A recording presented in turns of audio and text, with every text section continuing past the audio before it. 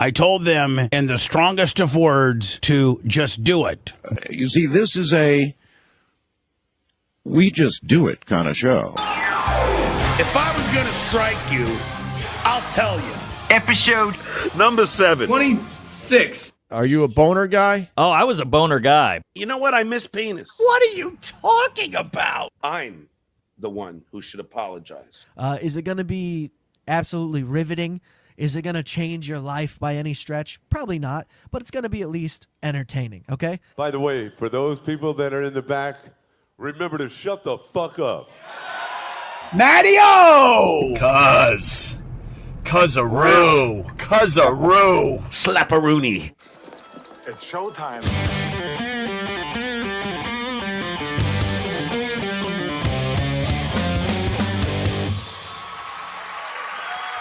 WATP. WATP. Hello, Rubbernecks and Cousin-Roos. Welcome to another episode of Whoever's Podcast, the only show that will spend the next 10 hours breaking down the quartering drama. I'm your host, Carl. With me every Wednesday, the man who shows up and lets L. Ron Hubbard take the wheel. It's Adam Bush. What's up, Adam? I'm feeling good. My thetans are feeling good. Let's do this. And producer Chris is here as well. Hello. Chris sneaking in some Necrogoblicon into the intro today, getting me pumped up. We're early because we got Necrogoblicon in Buffalo to see tonight. We don't want to miss it. Please go to whoarethese.com. That's where you get our email address, voicemail number, link to the subreddit, link to our Discord server, link to our merchandise, link to our YouTube channel, and that link to Patreon and Supercast featuring 2 exclusive bonus episodes every single month. You can watch the unedited live shows on Saturdays there as well. Become a member here on YouTube. You get all the bonus content, the shows behind the paywall, and the bonus shows that we do every month. Also, we encourage our listeners, give us 5 stars wherever you review podcasts and then shit all over us in the comments section. You can support the show today by going to supertip.gg/WATP. Participate and support. We do appreciate it. On today's show, Chrissy Mayr had a disastrous podcast with Melanie Mack last week and somehow had an even worse podcast, which she tried to make up for it. Whitney Cummings is in desperate need of some tough love by someone, anyone. Opie actually does something creative. He writes not 1, but 2 limericks. Stuttering John cannot stay away. Annie will be here to play the Opie or Burr game. We have new voicemails. But first, Richard Marx and his wife, Daisy Fuentes, are back to promote Richard's new box set. That's right. We've been hearing about this for some time. Adam's been pumped about it. Richard Marx is playing the standards. That's right. And writing some originals. And we got to hear his version of the standards, and he's got to promote it. And so he comes back with Daisy Fuentes, and the show doesn't start off great. They run into a few problems when things start rolling. Hello, Talk Shop Live. Oh, no, I can't put it there. I got to put this here. See? Guys, this isn't as easy as There's a little it's tricky, stuff to do. but it's worth it. It's fun. It is. Quick bit of business. This isn't easy to do, guys, except for every single grandma could do it during the pandemic. Yeah. Every fucking 80-year-old person I know was nonstop video messaging me and video chatting, and these two are just like, this is a lot of work. I don't know how to pull this off. They're not using microphones. They're not using cameras. It's just the computer. Yep, as usual. Now, Adam, you've been on this beat for some time. Remind us, what is the dynamic between Richard Marx and his wife, Daisy Fuentes? Well, she's a successful entrepreneur. He's a pop star and songwriter, and they like to drink and they like to fuck. That's right. And they can't wait to tell you about it. All the drinking and fucking they're doing. And, of course, they're promoting on this episode. So Daisy Fuentes is going to show off Richard's new box set as he tells you why it's such an amazing product that you need to own. This is my gorgeous wife, Daisy Fuentes. Hi.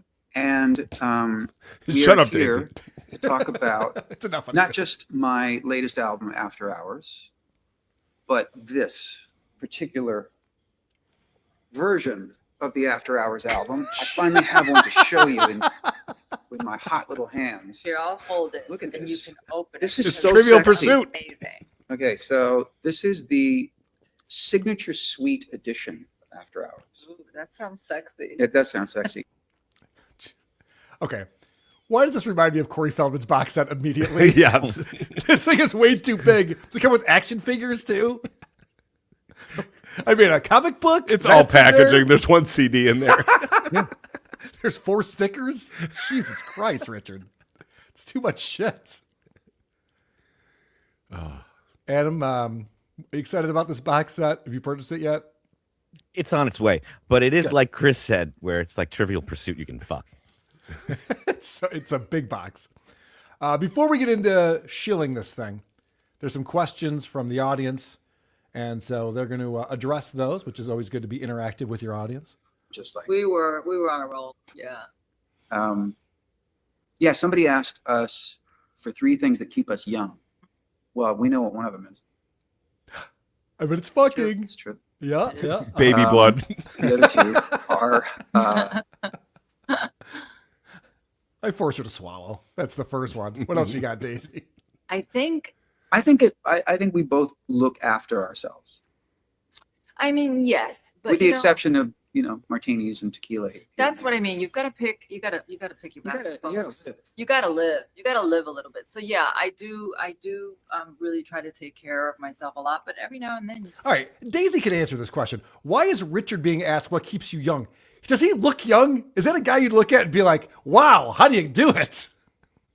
Got to throw it all out the window and have some fun, because I think that one of the things that keeps you young, or that at least gives you that energy that people talk about, at least that's what I see in people, is when people are joyful, when people are enjoying their lives, when people are kind, when people truly are present in their lives. That's, to me, one of the secrets. So yeah, do all the things, the serums, do the peptides, do the Semen. Botox if you want, Yeah. do the meditations, do all the things, but or don't do any of them, but have fun. Have fun. Yeah. Adam, you got all that? Yeah. Or I don't. Right, but have fun, Adam. This is a guy, Richard Marx, who we've documented, and everyone's documented, spends numerous hours on social media getting into arguments with random people about politics. It's all about having fun. It's living a carefree lifestyle. That's what does it. And by the way, fucking Orange Man in the White House is destroying the world. Are they in a funeral home? Yes. Okay, just checking. Someone is like, hey, keep it down. Yeah, we're up here with the eulogies. You guys keep fucking talking about your box set over there. Trying to stream here. So what else? They said Richard says, he says travel. That's all he says. He says, well, travel. And then she comes right in with this. Absolutely. If you got to keep moving. Just keep moving and keep doing the things that keep you engaged with life. Do what truly makes you happy. I think that the world is a crazy place right now. So while having compassion for all the things, I think it's really important to be present in your life and to be passionate about your life. When you find it hard to be passionate about other things outside in the world, always turn inwards and make yourself your passion and your life. I like that. Yeah. We're going to wrap it up. So be a self-centered asshole. Got it. I'm actually doing very well, turns out. I hate when Daisy says, the world's a crazy place right now. I hate when anybody says that. It's like, as opposed to which era, which time was the world doing fucking great? And then someone screwed it all up. It's but Carl, now more than ever. Now more than ever. Of course. That's what I always hear. I love when I reach out to people for help and they're like, have you thought about not reaching out to me and just going inward? Yeah. How about you figure it out for yourself? Okay. And I get helpful. to just follow my dreams. Mom, you can quit the diner now. Daisy Fuentes says you got to follow your dreams. Perfect. Now, there's questions coming in about the box set and what's included in there. And what is the question here? Is Richard's second favorite thing? Yeah. Hey, Richard, what's your second favorite thing in this box set? That's a weird question, right? I think so. Second favorite thing, which is a cocktail menu of drinks that I created. Oh, what an asshole. Drinks. An espresso martini, a French martini, a classic Which martini. is your favorite? And a tequila. Oh, It's got to be the Markini. It's the classic martini. It's the Markini. We call it the Markini. The Markini. It's a special blend of tequila with ice. This really is the Corey Feldman box set. No shit. He's just throwing everything in there. It's a drink menu for some reason. Okay, it's fine. So what is in the Marx Teeny? Yeah. I want to know because you're speculating over there, producer Chris. Yeah. Order, and if you're watching on YouTube, click the link in the description. Jason Kurta wanted to know what's in the After Hours Martini. What's in the After Hours Martini? Happiness and joy. It's full of happiness and joy. Happiness and and you can joy. have it with a lemon twist or No, the After Hours Martini is the espresso martini made with peanut butter whiskey. Did I already say what an asshole? What? Peanut butter whiskey? So offended. There's no such thing as peanut butter whiskey, by the way. It's not whiskey. Yeah. Fuck. What's he talking about? All right. Anyway, I think I'm so offended by that. I think, Chris, I know you used to be a bartender because Chad Zumock told me. I think that what we should have to do on the Wheel of Consequences is make these Marx Teenies. Okay. And drink them. Yeah. Until we never drink again. I want to be included in that. Okay. Sounds good. Did you notice how he was, trying to find the name of the person that asked that question? He's kind of lost in the chat. He does that again here. He has trouble keeping up with all these questions. Yes. I want to address this one comment I just saw go by. Yeah. I want to see. Wow, it's very hard to like. It just keeps going. Somebody asked about the show that I was going to do this Friday night. I was really looking forward to playing in Everett, Washington, and a solo acoustic show, which I'm playing 3. I was playing 3 this weekend. Now I'm playing 2. Somebody asked about it. The chat is not moving at all. No. You can see it right there. Yeah. I love that Anna pulled up the chat so that we can see it's not moving. Not even one comment came in while he's going, I can't keep up with this thing. I don't know where that is. And he seems so self-important, but I think he just announced that one of his shows got canceled. He did. Okay. By the way, I can't keep up with our chat right now. Someone just asked why all my exes say my cock is huge. Where was that? It's just whizzing by. Yeah, just whizzing by. I saw it for a second. Okay, whatever. Why was the gig canceled? Is there a reason for that, Adam? There sure is, and he's going to be real classy about it. Sure. And sometimes things happen beyond your control. This was certainly beyond mine. The reason that the Everett show is not happening is because the gentleman, I guess, in charge of the venue just had some unfortunate business dealings and the entire venue was shut down. So that's a bummer. I hope to come back to that part of Washington State with someone who actually can pay the bills. An asshole. Yeah. Shit like this happens all too often in Everett. Fucking Everett, Washington. Am I right? Yeah. It's not even worth going there, it seems like. For a number of reasons, actually. All right. So you mentioned there's original songs on this new album. I thought it was just going to be standards. You But would he's think, written- yeah. But Right. he's writing things that sound like standards. Oh, okay. Well, that's interesting. Songs.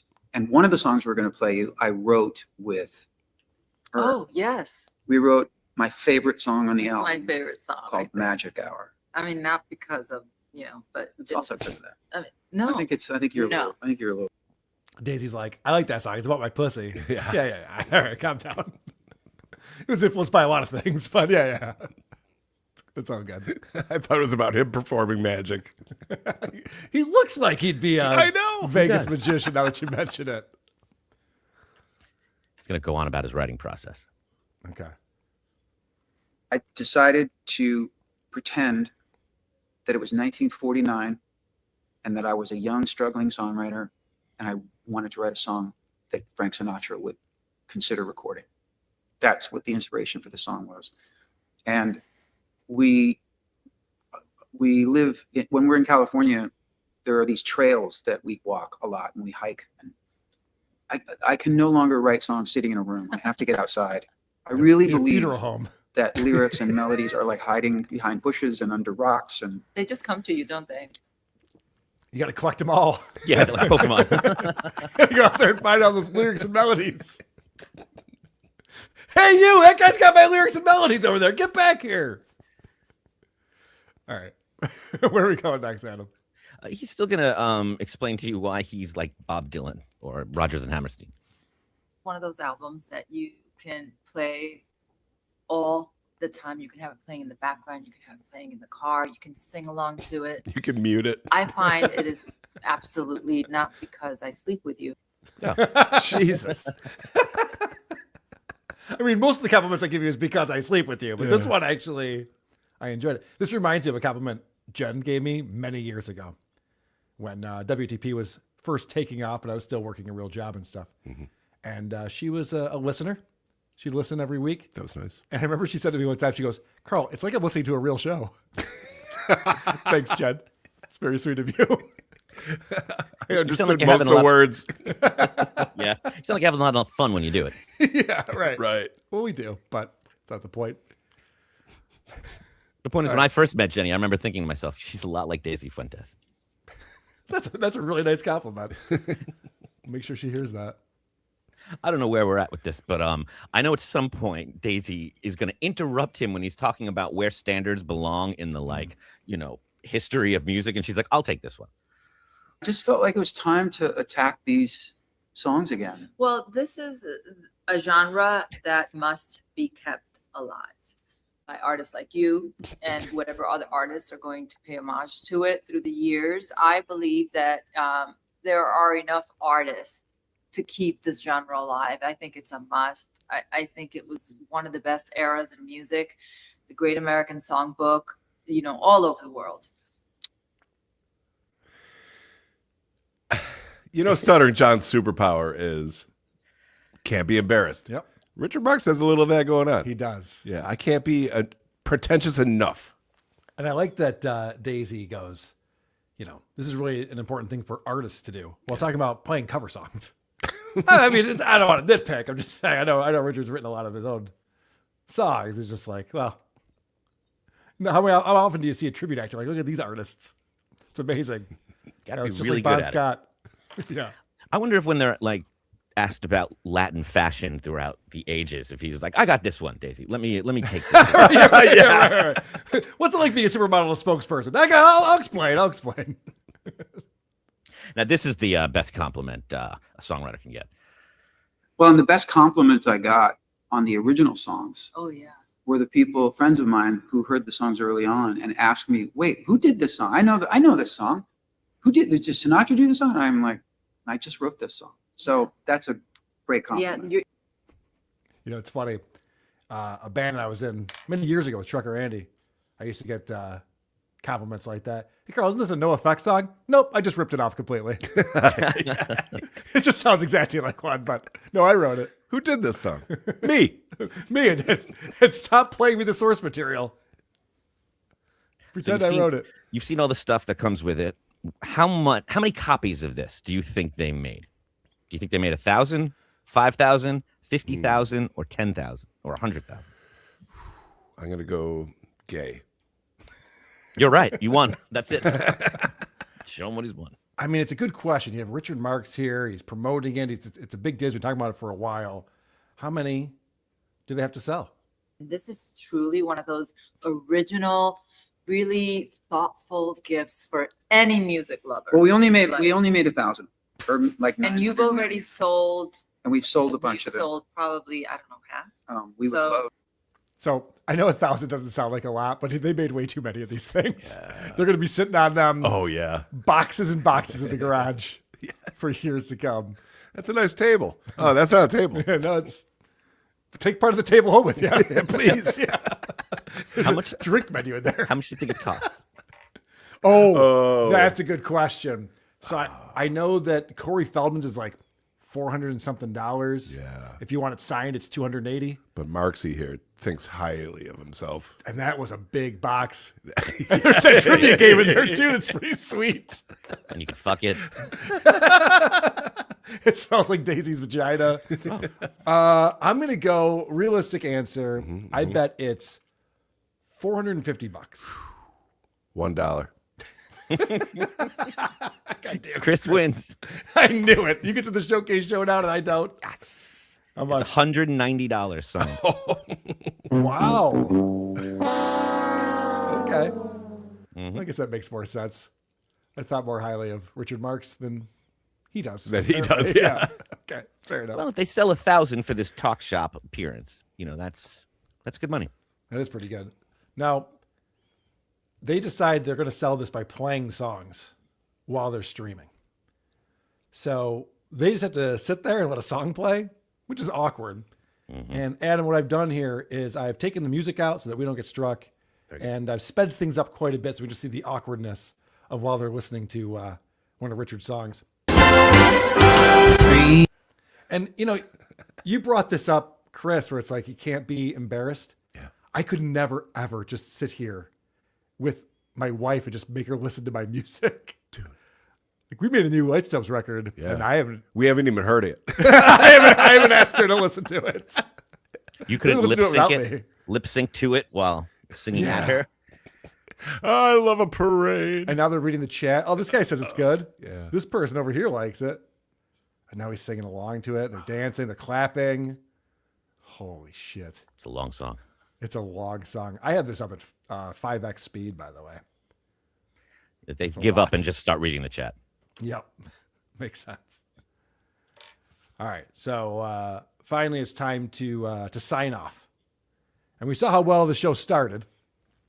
The sign off will also go very smoothly, I'm sure.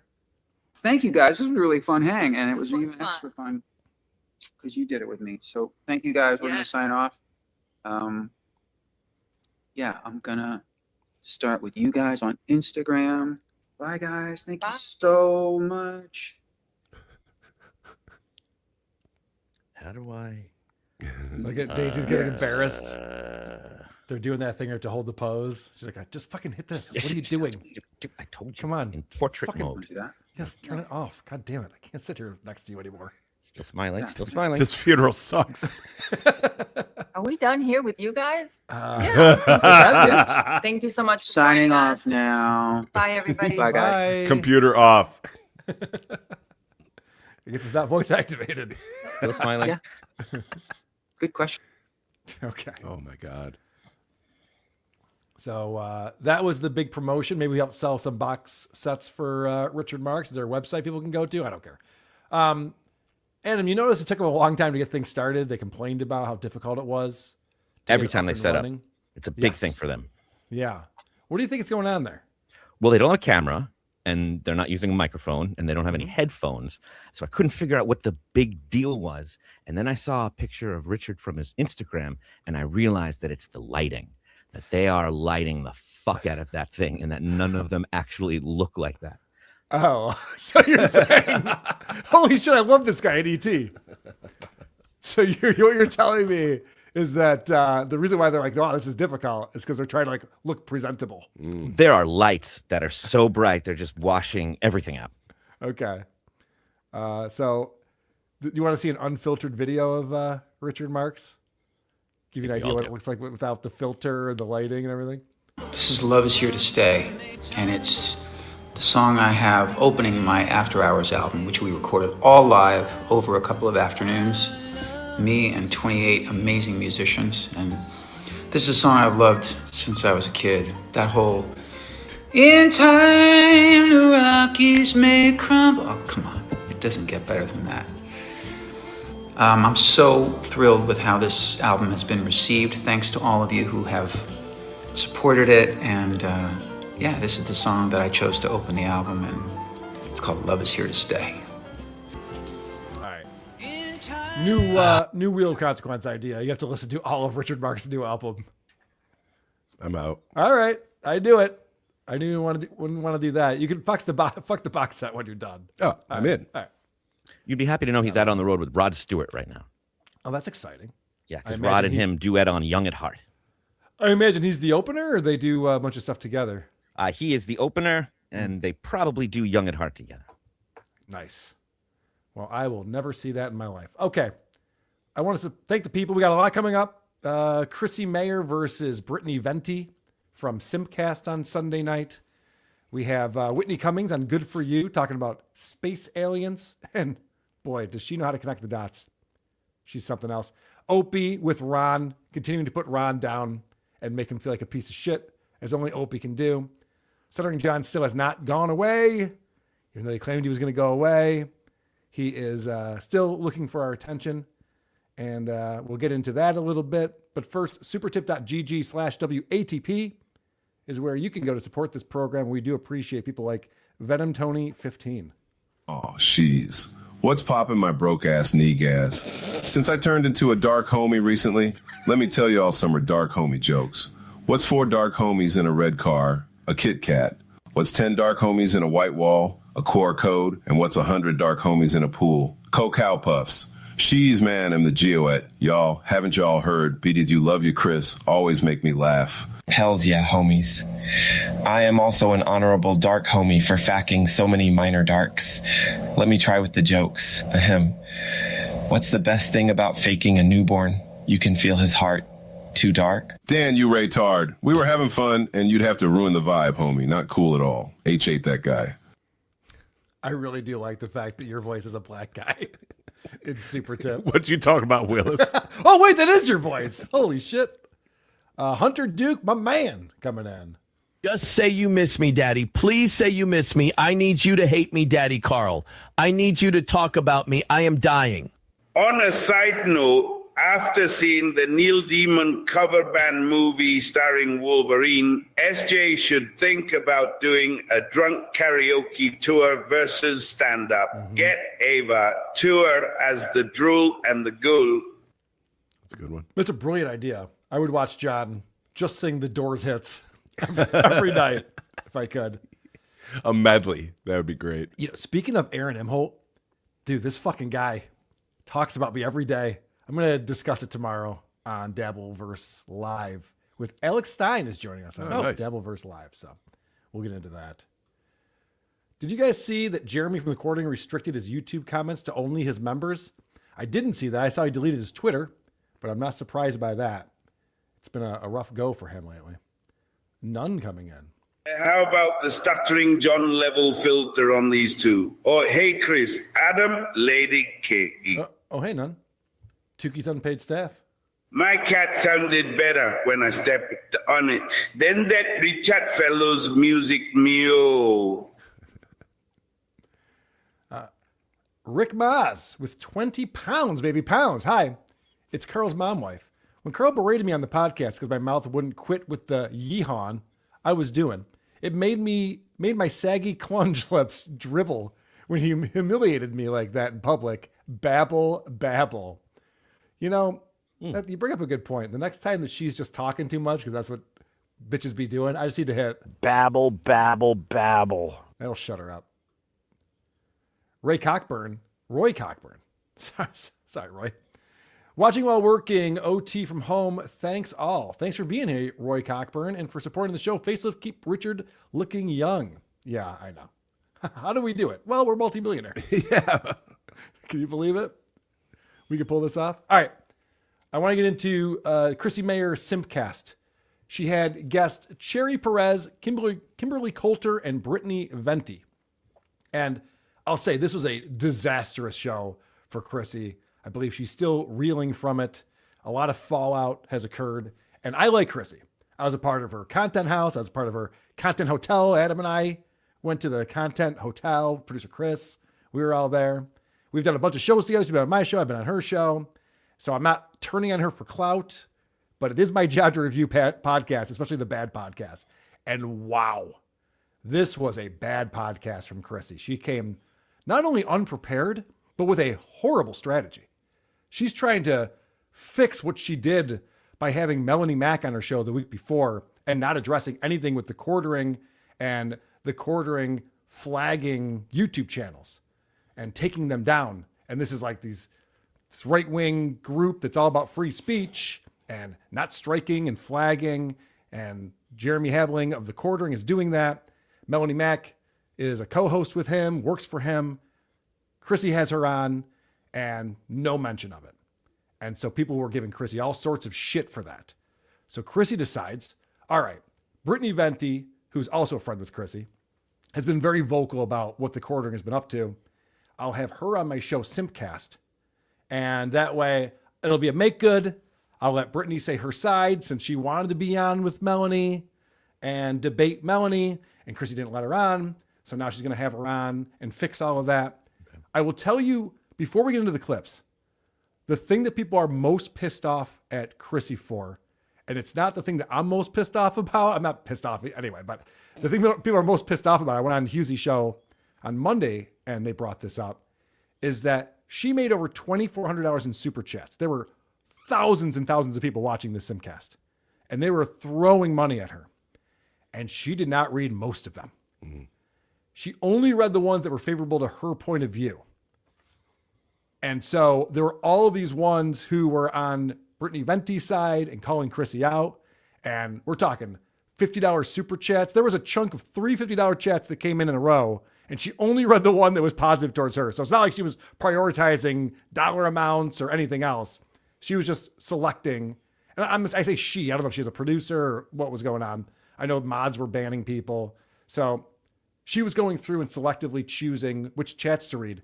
And what's crazy is that if you want to go watch that show now up on her channel, you can, but the live chat playback has been removed. So if you want to go see all the super chats she didn't read, they're gone. Oh. Yeah. She's removed them. Wait, you can do that? Right? Now John's going to ask you, Adam. All right, I'll tell you what. So she starts off by saying there's going to be a different style, a different version, a different format for Simpcast than what we're used to. I've been on Simpcast before. It's usually a bunch of women. Mm-hmm. Any comment on that? Okay. Usually a bunch of women just sitting around and chatting about whatnot. Sometimes some news stories, sometimes just gossip and bullshit. And so this one's going to be different. This one is real serious, and she sets that up right from the get-go. Well, hey, guys. How was everybody's weekend? Okay. Hi.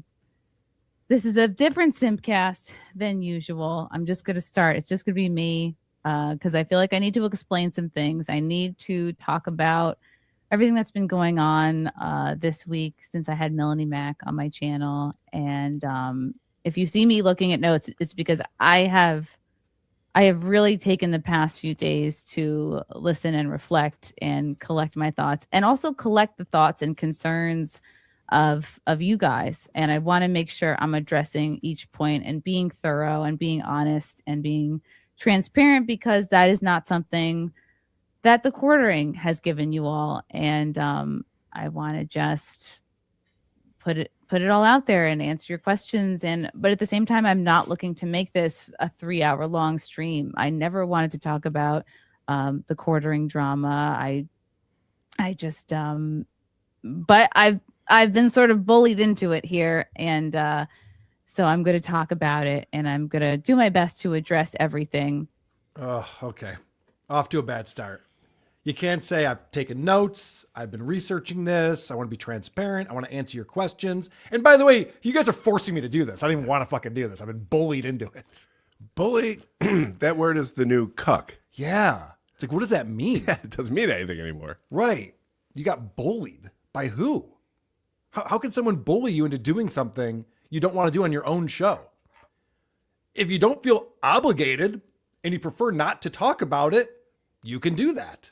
But they forced her hand on this one, it turns out. So she does this thing where she oscillates back and forth. Is she here to explain herself, maybe apologize for what she did wrong, or is she here to make excuses and explain that she's actually not at fault for any of this? And I wish that she would have figured out a path to take. You know, when you get to that fork in the road, you got to go one way or the other. She does not.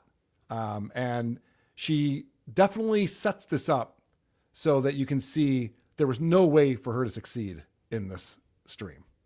And there's some of you listening tonight that are never going to believe anything I say. There's some of you tonight who might be on the fence. There's some of you here tonight who are just going to make content and twist what I say to fit your narrative to make money. And that's fine. And that's your progress. And that's YouTube. And like, it's fair use. You guys can, make content, of course.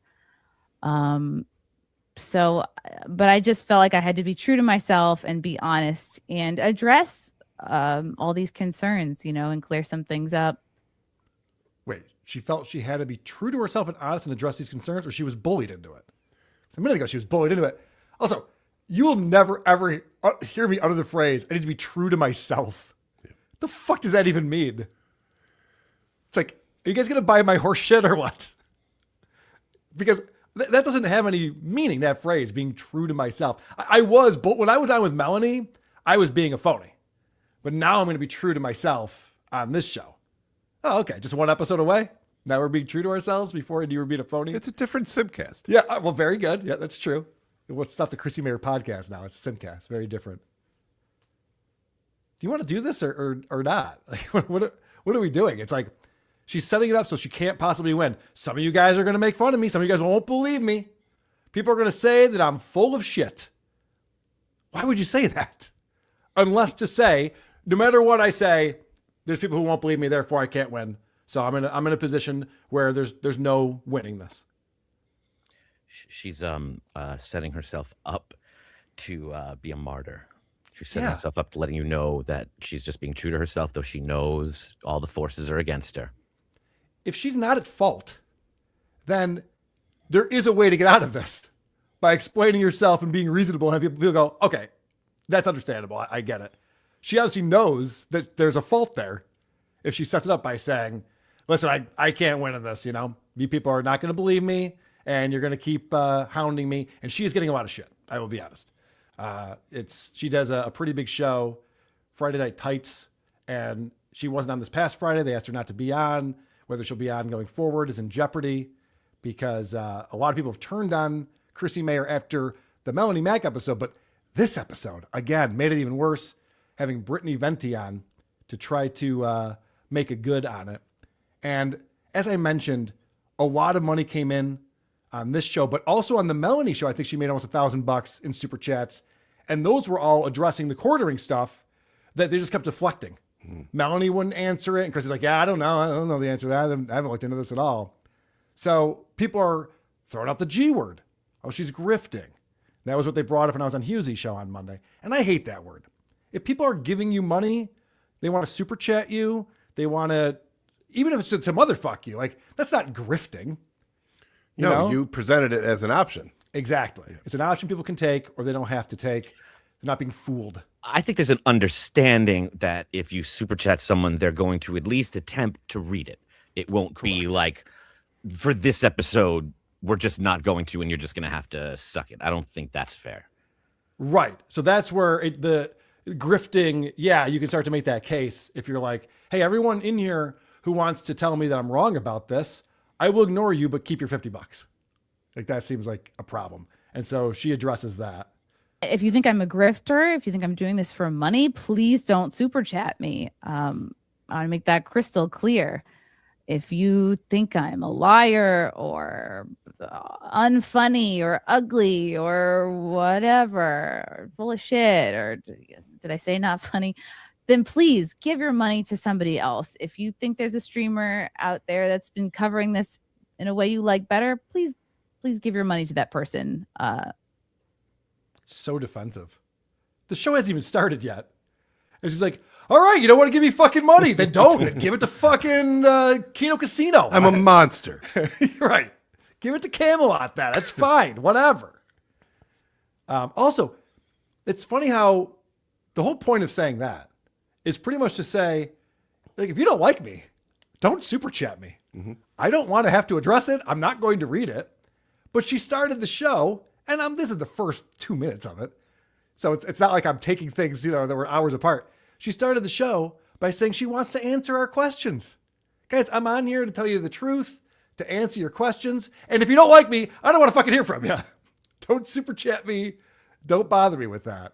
She came in, she said, this isn't going to be a regular episode of my show. Maybe the apology is not the time to take super chats. Right. Maybe you just don't do that at all for this one. So it's not an issue. Yeah, and also it was brought up to her. And again, I personally don't care about this kind of shit. If people want to give you money, then great, take it. But it was also brought up that she could have made this a charity show. To say like, hey, I know a lot of people are interested in this topic. I have a lot more viewers than normal, and people are very vocal about the quartering and these controversies. So all the proceeds are going to go to blah, blah, blah, the thing I'm passionate about. So there's ways to, look better in this. Not that I care. I wouldn't give a shit. So she goes on to say that the channels that Jeremy of the Quartering have flagged have been removed from YouTube. They should be restored. She's like, and these channels should come back. And, that's really the crux of the whole matter, is pretending she didn't know about it on Thursday when all the chats were coming in. She's like, Melanie, do you know about that? Okay, yeah, I don't know either. I don't know anything about it. Even though, and people have dug this up very easily, Chrissy has been made aware of this weeks ago. She's talked to people on shows, Nina Infinity specifically, 2 weeks before the Melanie Mac interview, who was like, no, the Quartering is striking channels and DMing with Josh Moon from Kiwi Farms and talking about how he's going to use his connections at YouTube to get channels taken down and go after the Kino Casino on Kick. And so all these things have come out. And Chrissy should know this because she was told directly by her friend about it. And so she acted like she didn't know anything that was going on. She'll explain why she didn't know anything that was going on. But this was her strategy for her Melanie Mac interview. Yeah, I want there to be accountability for the messed up stuff that Jeremy has done. So I want to make sure that's clear. I want to explain first my intentions for my stream with Melanie. I had Melanie on my show on Wednesday, and I had been trying to get her on since really Easter, since my confirmation, since I converted to Catholicism. I wanted to have her on because she's my friend. I wanted to have her on to talk about that, to talk about she just got married. I want to talk about our faith. What a boring show that would be. She has on the most controversial person outside of Jeremy himself. Melanie Mac's the most controversial person in this thing that, believe it or not, hundreds of thousands of people are interested in. It's this huge thing that's happening on the internet right now. And Chrissy goes, Melanie, why don't you come on my show? We'll talk about how I converted to Catholicism and how you just got married and what it's like being a mom. And then I'm going to have Aaron Inholt on, and we're just going to talk about boxing. Yeah, right. Why would you think that would be something interesting for people? I don't think she thought that. I think she knew that Melanie Mac would bring a lot of eyeballs and a lot of interest to her show. And she knew exactly what the controversy was, although she pretends she didn't know what it was. And apparently, as I mentioned, Nina Infinity told Chrissy about this weeks before. And then when it was announced that Melanie was coming on, Nina reached out to her directly. They're friendly. They message back and forth and told her, if you're going to have Melanie on, you have to confront her about this stuff. You can't just sweep for her. You got to make sure that you hold her accountable for what she's been doing with Jeremy. And Chrissy never responded, totally ignored it. Nina was very hurt by this. I've seen her come out on shows since then and go, I thought we were friends. I was trying to help her out before this disaster happened. She ignored me. I've told her about this multiple times. And Chrissy acts like she was blindsided after all of that. So when I had her on and I see the chat, I panicked because I really wasn't expecting all that. I wasn't expecting 2,000 oranges. I wasn't expecting 2,000 brooms. When people say, Chrissy, the chat tried to tell you, the chat tried to tell you, the chat was extremely hostile. The chat was extremely insulting to both of us. And what am I going to say? Melanie, there's 1,000 oranges coming in. Let me put you in the waiting room. Well, I figured that I was really overwhelmed and taken aback by all that. And I froze. She didn't want to upset her friend Melanie. And this comes back to clout chasing. The thing that Kino Casino has opined, and they have some evidence here too, I would say. PPP did a good job of breaking this down. It seems like Chrissy might have been working behind the scenes to get a job with Jeremy. And of course, Melanie works for Jeremy. And the Quartering has over 2 million subs on YouTube. And Jeremy's bragged about being a millionaire. And so it seems like Chrissy's trying to get on Melanie's good side. Hey, come on. Well, I'll be in your corner. I know everyone else is against you, but I'll be a part of this. And then it's oh shit, thousands of people want you to answer these questions and are not happy with you. And are putting orange emojis all over the chat. Really? You didn't know that was going to happen? Even though you were told by your friends that was going to happen? And we haven't gotten into Brittany Venti yet. Brittany Venti, who is also if you're going to have Melanie Mac on, let me on, because Brittany has been doing a deep dive into Jeremy, has been doing a ton of research on it. Brittany has been doing shows with Chrissy for the last 9 years, Simpcast all the time. They work together all the time. They're on each other's shows. And so Brittany's saying, hey, Chrissy, let me help you out with this. I can even come on and talk to Melanie directly because I've done all the deep dive research, and is ignored by Chrissy as well. And now she's just like, how's I supposed to know that everyone's going to be upset and talking about this other thing, not talking about my Catholicism or her getting married recently.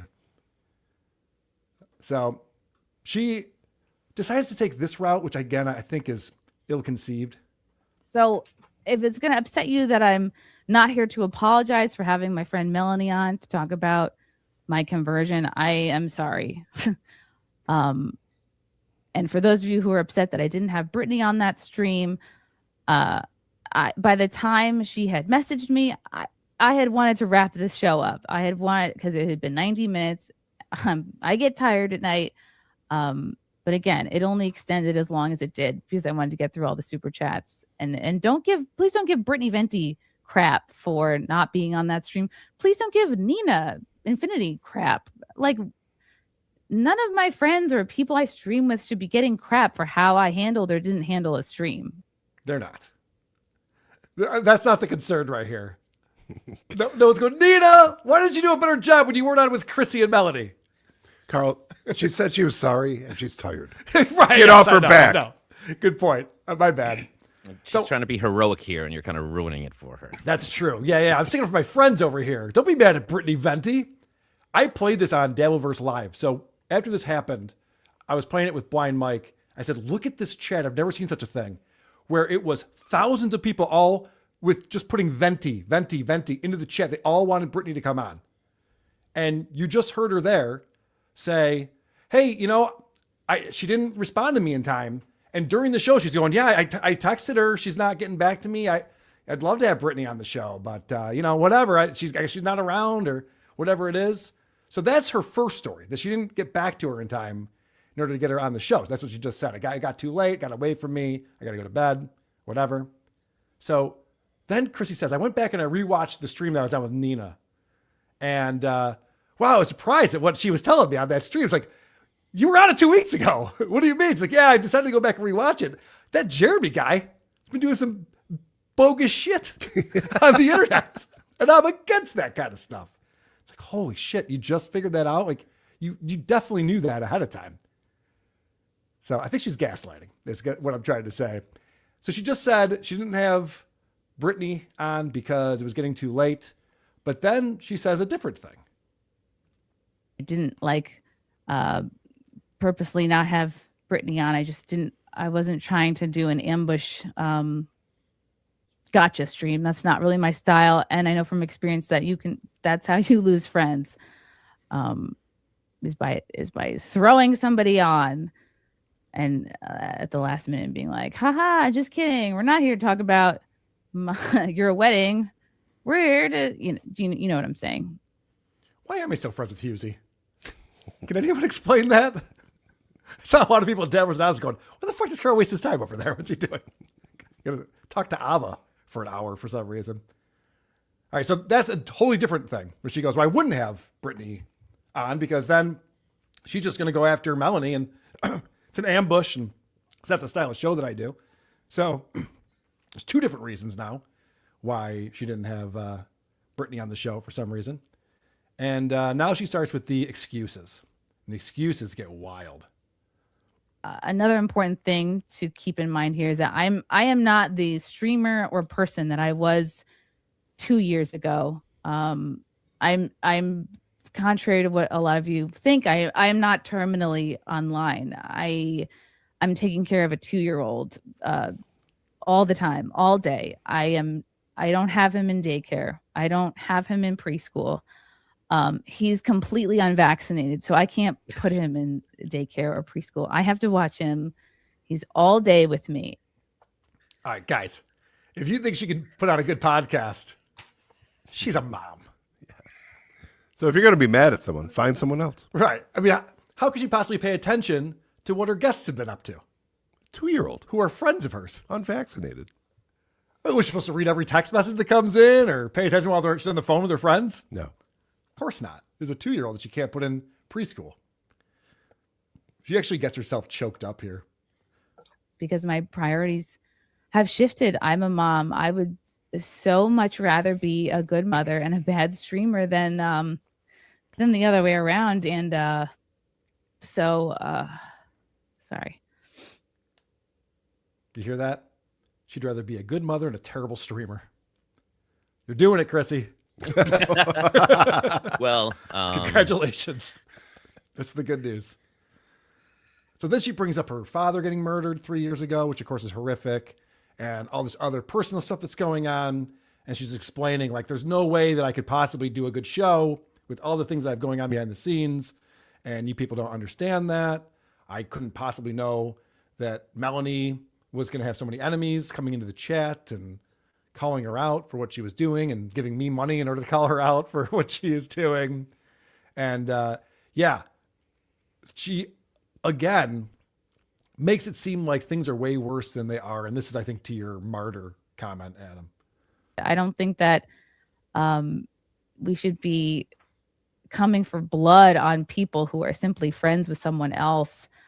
I don't think we should be coming for blood on somebody who had someone on but didn't talk about the things that they wanted you to talk about. Again, if I had known and connected all the dots, if I knew today what I knew on Wednesday, it would have been a completely different stream. She would have done things differently if she had known, but she did know, but she didn't know because she's a mom. She would have done things differently. Is she a victim or did she fuck up? Because I thought it started off with her saying that she dropped the ball, or no, it started off with her being a victim, and then she dropped the ball, and then she was a victim again. Can you start over? Yeah. I'm sorry. So clip number one, the way. Do you know Jesus? She's like that. She's like him. Right. She's just like Jesus. You know, he had to make sacrifices in order to do the right thing. So Brittany Venti is very upset because Jeremy is threatening to go after her channel. And Chrissy and Brittany have been friends for a long time.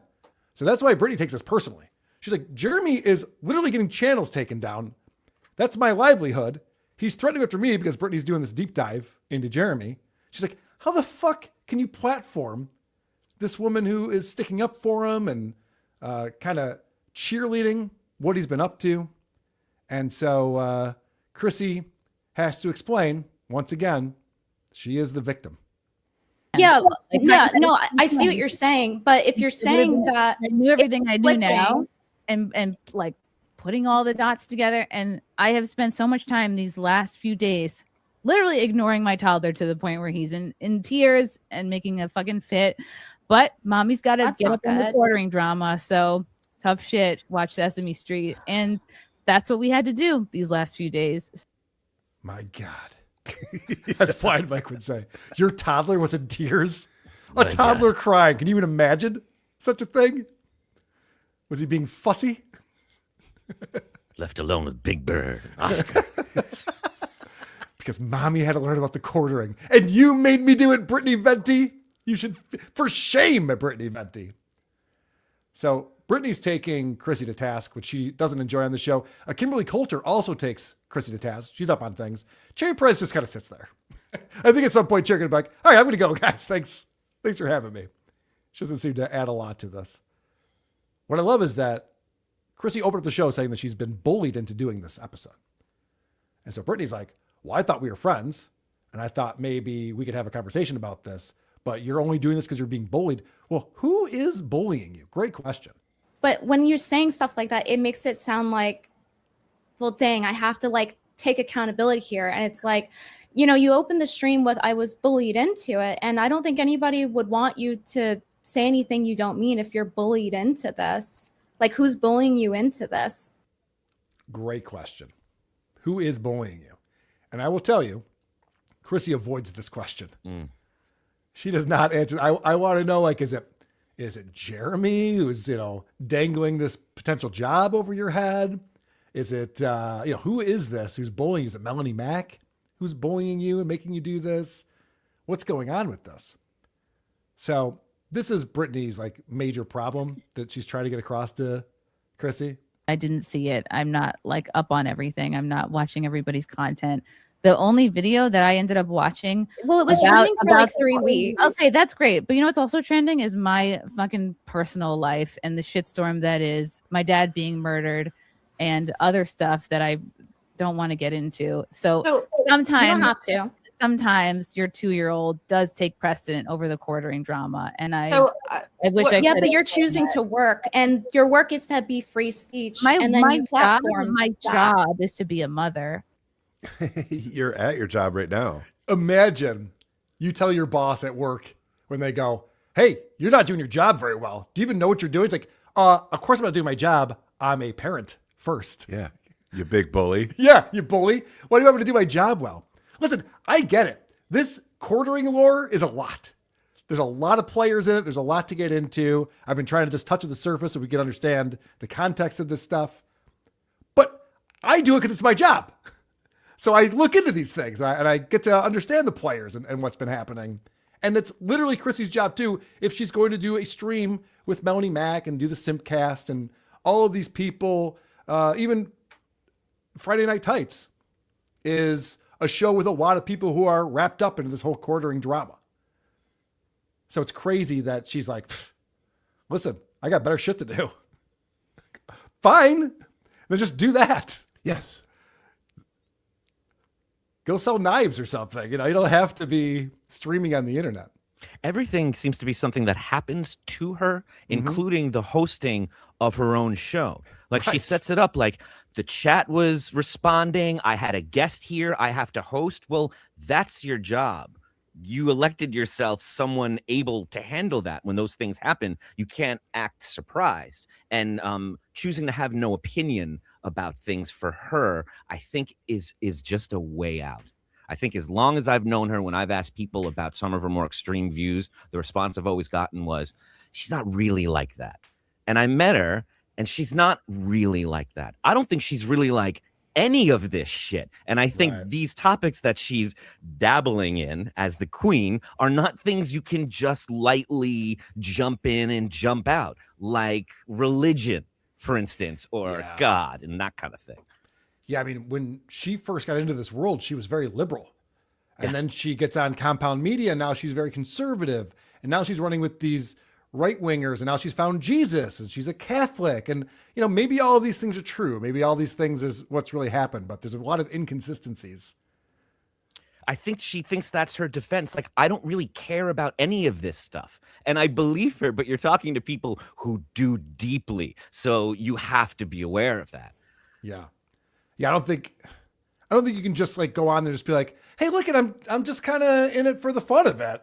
I'm not really taking any of this seriously. It's like, yeah, but that woman's part of this guy who's taking people's lives away, taking their livelihoods away. Like, they take it very seriously.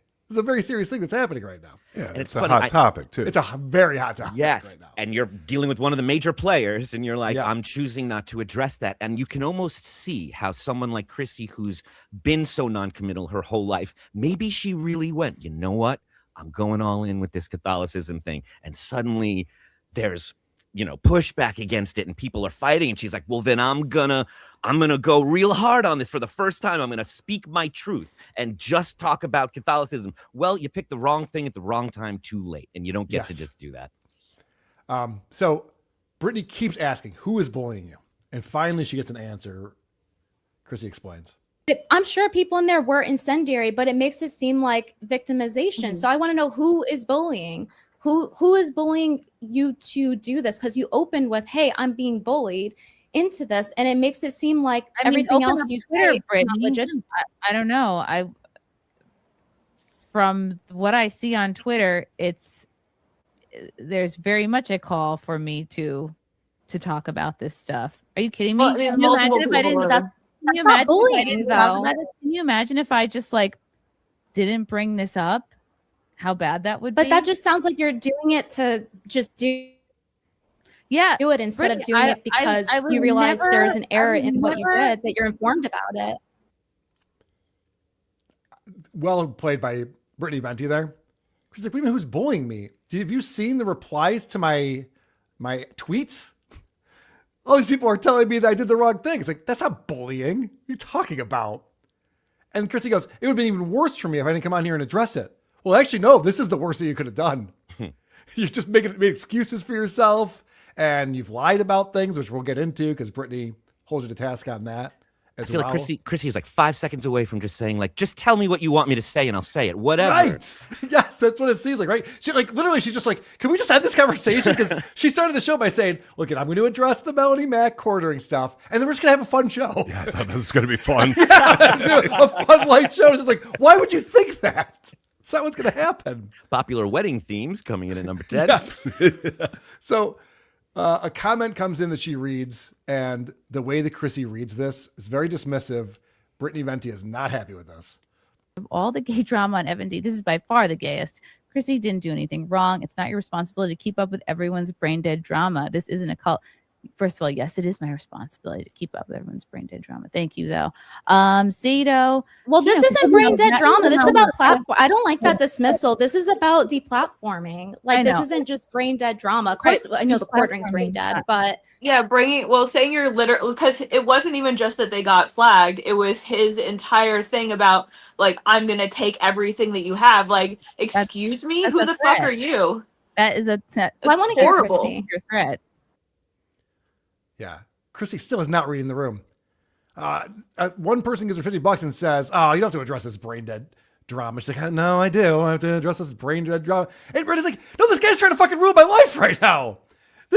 Jeremy's trying to end my channel. I've been doing this a long time. What are you talking about? Brain dead drama. People are passionate about this. And again, Chrissy's only reading the super chats that agree with her.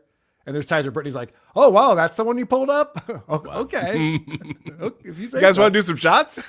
Yeah. So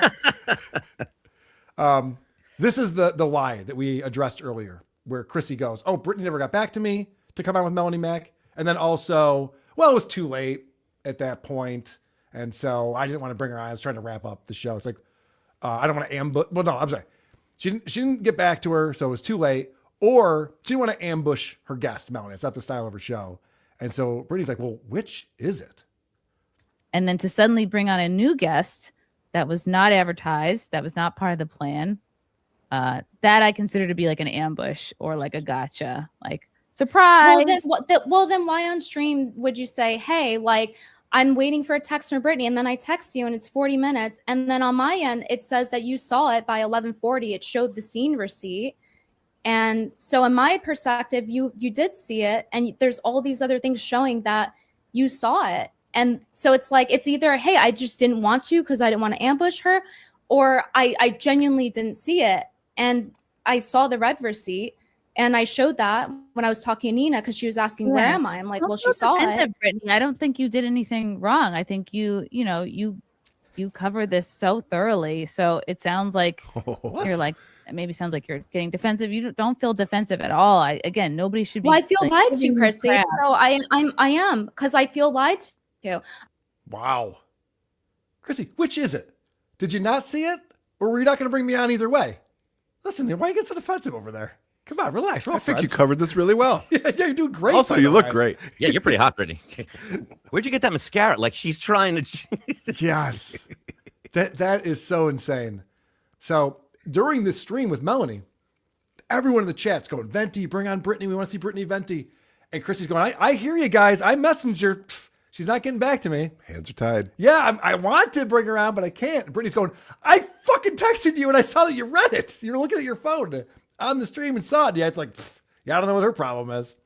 So Brittany catches her in this lie. And she's like, what the fuck, Chrissy? Why did you lie about this? And listen to Chrissy's response. This is insane. So I feel lied to, especially after seeing the Nina stuff. And then I'm getting done off the phone with you. And you're saying, like, well, thank you for explaining it to me. But you knew a lot of this stuff already. And I just feel like deceived as somebody who's worked with you so long.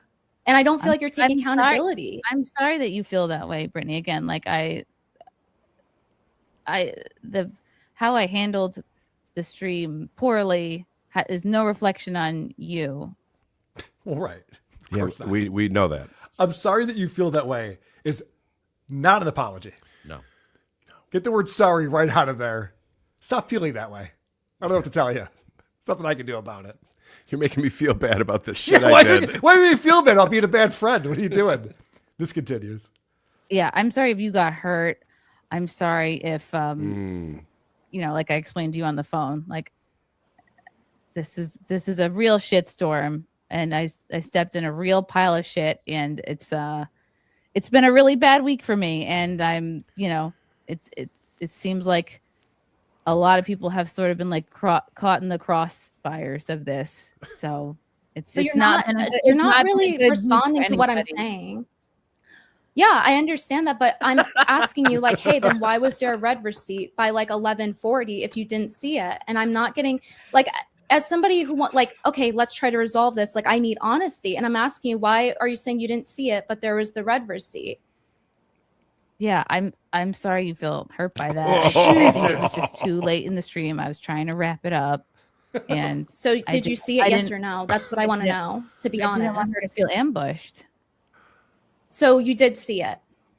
Yeah. Did you Yes see it? or Yes or fucking no? Yes or no? Did you see it? I'm sorry that you feel that way. I'm sorry you keep asking this question that I won't answer. I'm sorry about that. Stop it with the sorries. Good Doesn't on mean Brittany. anything. Yeah, she stuck with it, which I was very impressed by. And Chrissy, again, acts like this all just happened to her. People are just getting caught in this crossfire with all this drama that's going on. And the fact that she's acting like, yeah, I mean, I'm just another one of these victims that's in here getting caught up in this thing. You had every opportunity to play this the right way. All your friends were telling you what was going on and what you should be addressing. And you ignored all of that because, listen, Melanie Mack is a very popular YouTuber. I don't know how popular she is now, but was a very popular YouTuber, very attractive woman. Chrissy might have a job offer with the quartering. So she was just like, I'm just going to go along with this and play nice. And they're like, that's not what anybody wants. That was a bad move. It's the month of Mother's Day. This is actually on Mother's Day that she does this stream. I realize it's later at night, the kid's in bed, so whatever, but she had to ignore her son. She completely disassociated there, like Russell Brand when he's asked to find that Bible verse. Yeah. He's just slowly and calmly panicking and drowning. And that's what she was doing. She couldn't say anything else. She couldn't answer a direct question. I think she wouldn't have known how to if she was given a chance. I don't think she knows what the right answer is. Yeah, and she was not well prepared for this show, obviously. And now she just resorted to, like, get off my back. You don't. I'm sorry if you feel like my I'm sorry if my stream is making you look bad again. Like it's not. The whole point of even tonight's stream is for me to explain what was going on with me and how I dropped the ball. And I don't think it is, I'm sorry you were hurt by it. What? So I don't know how many times I have to apologize for you feeling, for you being hurt you by lied. Yeah. I've tried that one before. I don't know how many times I have to apologize. Right. It never gets you You're anywhere. not answering the question. Is honey. The problem. I'm sorry if my stream made you look bad. It didn't. Brittany Venti looks great after all of this. So there's one more clip on here because Chrissy just wants this to go away. And I call this one Brittany for the win. She did a great job of countering this very quickly. I'm trying to say I'm a victim. I'm just trying to Then explain. who's bullying you? Like, you should clarify. I'm just trying to explain what was going on at this I know, time. but who bullied you? You said you were bullied into this. I feel like you are bullying me right now by asking me the same question 10 times in a row. I feel like the Keno Casino was bullied by being deplatformed by Jeremy, and then Mel getting to lie on your stream, and then you lying about it. Yeah. Chrissy being held accountable is equal to bullying. You're bullying me because you want to know if I lied to you or not. And you're proving that I knew all this stuff ahead of time and pretended I didn't. Stop bullying me with that. Sorry you feel that way, Carl. You could just hear her say after she said, I feel like you're the one bullying me. Your witness. Like, I'm done. I know. I was saying the There's same nothing thing. else. Like this defendant who murdered 3 people. There's like, why do you keep saying I murdered 3 people? Yeah. Why do you keep acting like an asshole? The prosecutor's bullying me. Objection, Your Honor. No further questions. We're good. So Chrissy posted this on Instagram, and it's funny because I think Vinny Paulino sent this to me, but a bunch of people sent this my way. This is how Chrissy's dealing with this after this disastrous podcast. She posted, I asked God, why are you taking me through troubled water? He replied, because your enemies can't swim. So she's found the answer in Jesus. Thank God. Learned nothing, but found the answer in Jesus. So that was a disastrous Simpcast, if you ask me. Is this a bad time to plug our appearance at the Content Hotel this summer? It is. Okay. It is. Let's talk about it next week. All right. We just got canceled. All right, we're no longer a very good. Content Back it Hotel this summer. I won't be needing new swim trunks. It turns out. There's been times you've mentioned that like things in the Middle East are going to come up, and I got to go like do some research and figure out where H3 falls into all that. This is the hardest story to get into. Every single time you think you've reached the beginning, it's really just a comment about this previous thing. It's almost impossible to get all the info. All I knew is when I saw that last Instagram post, I'm like, whoever posts this, I'm not on their side. They can't be right. Well, I made a joke at the beginning of the show. Kino Casino literally did a 10-hour live stream on Monday night in response to, a number of things, but this Simpcast episode was included in that. But all the quartering controversy is going on because the quartering took down the Kino Casino Clips channel. It's on YouTube. It's run by a whole other guy who makes a living off of that. And that got nuked, as well as Andy Worski, who's one of the co-hosts on there, his YouTube channel. And so Jeremy was just like using whatever connections he has, because he's a big YouTuber, to get channels taken away. And there's a lot of people who are outraged by this and are not happy with the quartering. He's going through it.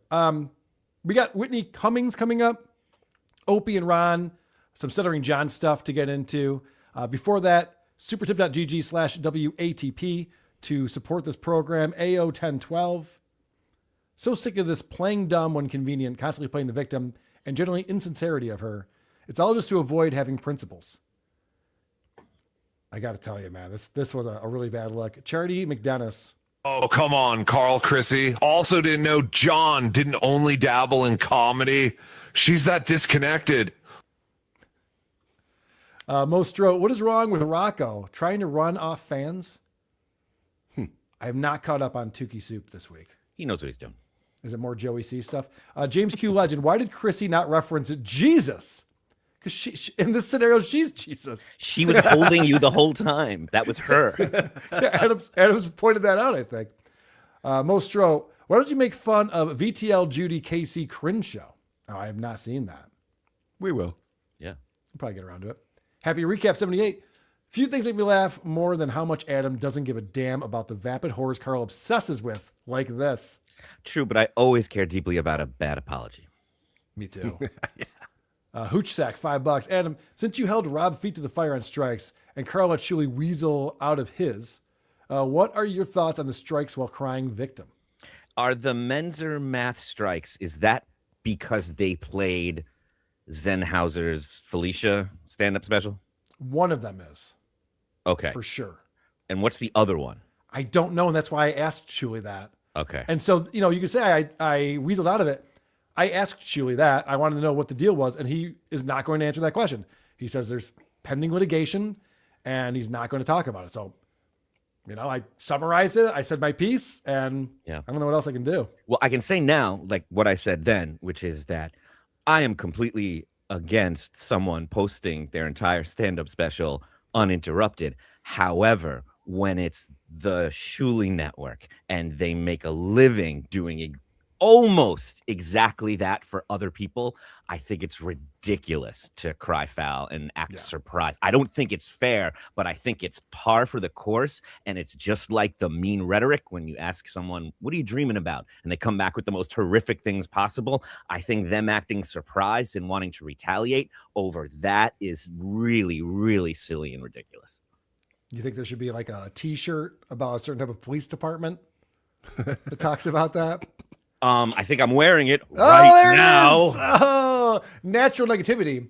Would you be more forgiving about unread super chats if C-word mayor wasn't using super chats to indirectly attack Venti in a podcast summarized as saying, I'm sorry you feel that way, instead of I lied?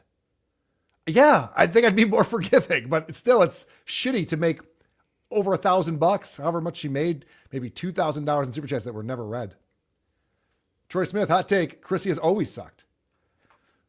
Tukey's unpaid staff. So is this kid not allowed outside since it's unvaxxed? Sounds like hell for a child. Sesame Street's cool. $1 Adam Neurotic is a huge Buffy fan. Did Chrissy ever mention that to either of you? No, she didn't. I've heard his name, especially in this story, but I'd love to talk to him. Yeah, Nerdrotic has weighed in on this. Of course, he also is a host of Friday Night Tights. So Nerdrotic is very much involved in this whole scandal. It's controversy. Drew Cephas, Chrissy handled everything with this situation badly, and when confronted, basically doubled and tripled down, looping through talking points like Stut Show. Yeah, I know. It was the worst thing she could have done. PL, Carl, you were beating the drum for this community to spend hard-earned money on Content House with this person. Now I can't trust your judgment. Understood. But I told you to come to Content House to see WTP live. Yeah. And we were there for it. Mm-hmm. Remember Rich Voss came up on stage? Yeah. Troy Smith says, can she finally be stripped of her queen status and from now on be known as the Duchess of the Dabbleverse? Please and thank you, by the way, FSJ and FKB. So, like, is that like a Meghan Markle reference? There's a formal ceremony when Mersh and Royce come out and they take the crown away and they the whole thing. Alonzo Jones, what happened to Melton? Is he okay? I heard he pulled a muscle in his back. Hi, Carlene. Melton was just in the chat calling me out for the friends that I have made along the way. But yeah, he's got some back problems. He's fine. Tukey's unpaid staff. Am I the only one who could care less about streamers' religion? I know. That's the thing. If you find God, Aaron M. Holt, good, cool, man. I hope that makes you happy. Hope that works for you. We don't care. BR Greg, what the fuck did you do to Little Lemmy? Jesus fucking Christ. I know. Little Lemmy snapped at me on Yuzi's show on Monday. And I asked her what her deal was. And she finally told me the reason why she hates me. Why? My face. Oh. She goes, I just fucking hate your face. I was like, I get that. No further questions. Yeah. Yep. Your witness. Oh no, Carl thinks I'm stunning is here watching. Hi, Carl. Hey, Chrissy. Looking good. Good to see you. Oh, shit. All right. We did it. Let's get into Whitney Cummings. Whitney Cummings just put out a show. The Aliens Are Here. It's got 615,000 views. Mm-hmm. In comparison, she did a show, Nitty Gritty, with Nat, this woman, Natalie Friedman. And that's up on YouTube. It's out of Whitney's studio. And the two of them are chatting and they're friends. That has 4,800 views. Mm-hmm. It's been up for weeks. But this episode of Whitney Cummings, the Good For You podcast, 615,000 views. And you can see why it does so well, the way that it starts off with a hard-hitting open. Okay, sorry guys, we are starting the show, but right now I'm trying to get Pat to explain to me if at the Met Gala, is it a gala? We still don't know. Data, gala, gala, the real things that divide this country.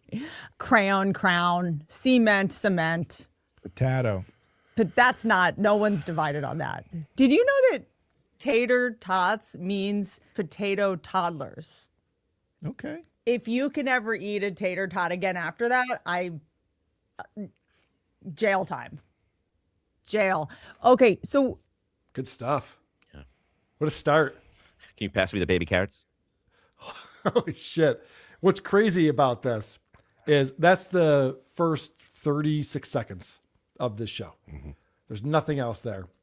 When you go to her podcast on YouTube and you take a look at, they put in the chapters in here.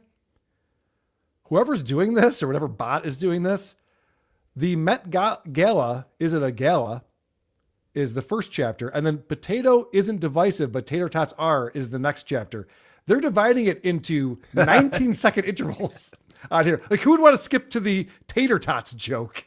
Let me just get straight to that tater tots joke. That sounds funny. I think they assume that you're going to tap out soon. Yeah, it must be. Whatever software is doing this, it's tied to the edits. It cuts so fast. Each time that cut comes in, that's the new section. Maybe that's what it is. Because, I've seen a lot of YouTube channels use the chapters. I've been told I should be doing it as well, maybe someday. But this is insane. Who would want chapters that are 14 seconds apart from each other? No, I think Adam's right. Whenever there's that close-up, that's where a joke is supposed to be, traditionally. Maybe not in this case. Well, maybe you didn't hear any jokes there, but they get into it. How about some social commentary? You know, this Met Gala, every year this happens, people are just like, look at these fucking rich people. They know that not everyone's rich. Wear $300,000 necklaces at a time where people can't buy food. Fine. Be the bread and circus. But don't bring a museum into it. Don't make me look at what's in there. I'm looking at Stevie Nicks standing in between. Is that supposed to be pieces of the Egyptian pyramids? What's in there? What's in there? Okay, so I gotta say, props to Whitney. I think this is the first time in human history it's been pointed out that some people have more than they need, while others don't have enough. And you know what? That's a good point. I never thought of it that way before.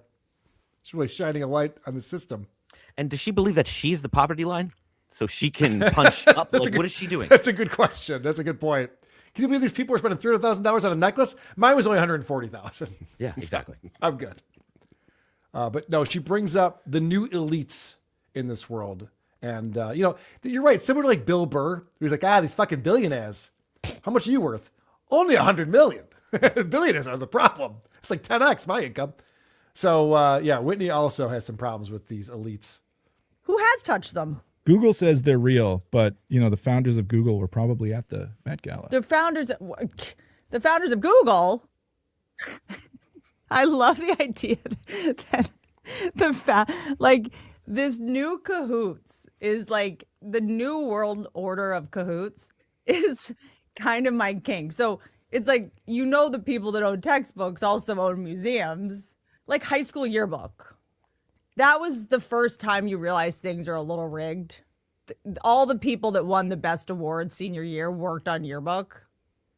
Like, I remember there was a girl my year who this had never been an award. In the back when it's like, most likely to succeed, most likely to do whatever. All of a sudden there was best smile and she got it. And they look no further than this room. She gave herself best smile. That's what I think of when I think about the founders of Google. She's on another level than us guys. It sounds like her body is revolting from her brain because her mouth gives up on the words she's saying, like 3/4 through every sentence. She stops being able to pronounce it. What is that? Well, I think that she's saying things that she knows are not interesting. Can you believe that high school yearbook best smile went to the woman who did the editing? I guess. I've noticed a crutch isn't so much with words, but she starts hopping up and down. Yes. A lot of spastic movements. And whenever Pat talks, and Pat is a fucking bore, she always responds with this. Loses her mind. By the way, Chris, take notes. Just a few an episode would be something. So this is one of the greatest jokes I think Whitney's ever come up with. She put it in her next stand-up special.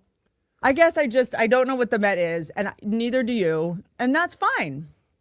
I mean, I'm sure it's like a money launder. I would like to go. That said, I'm gonna watch my mouth on this one because I would like to go.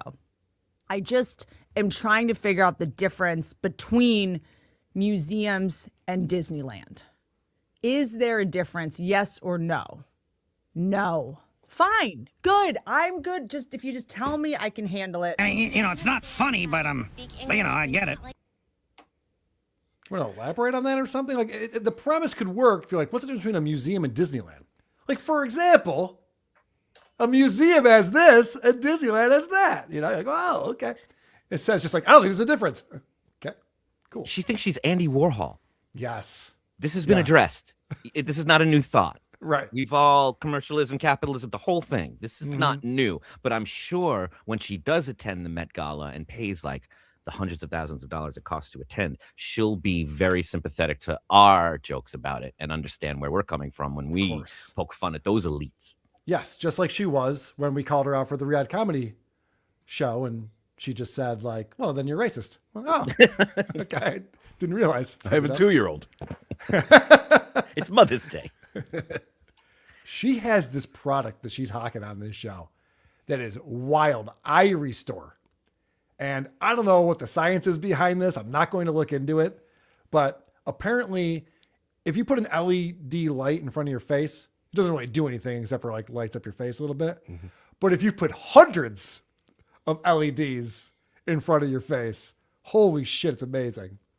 Also, you guys know that my baby ate my hairline. And the new Eye Restore Elite is their most advanced hair regrowth system. It uses 300 lasers and 200 LEDs to help regrow thicker, healthier hair in as little as 3 months. And the Illumina face mask, that's what I use.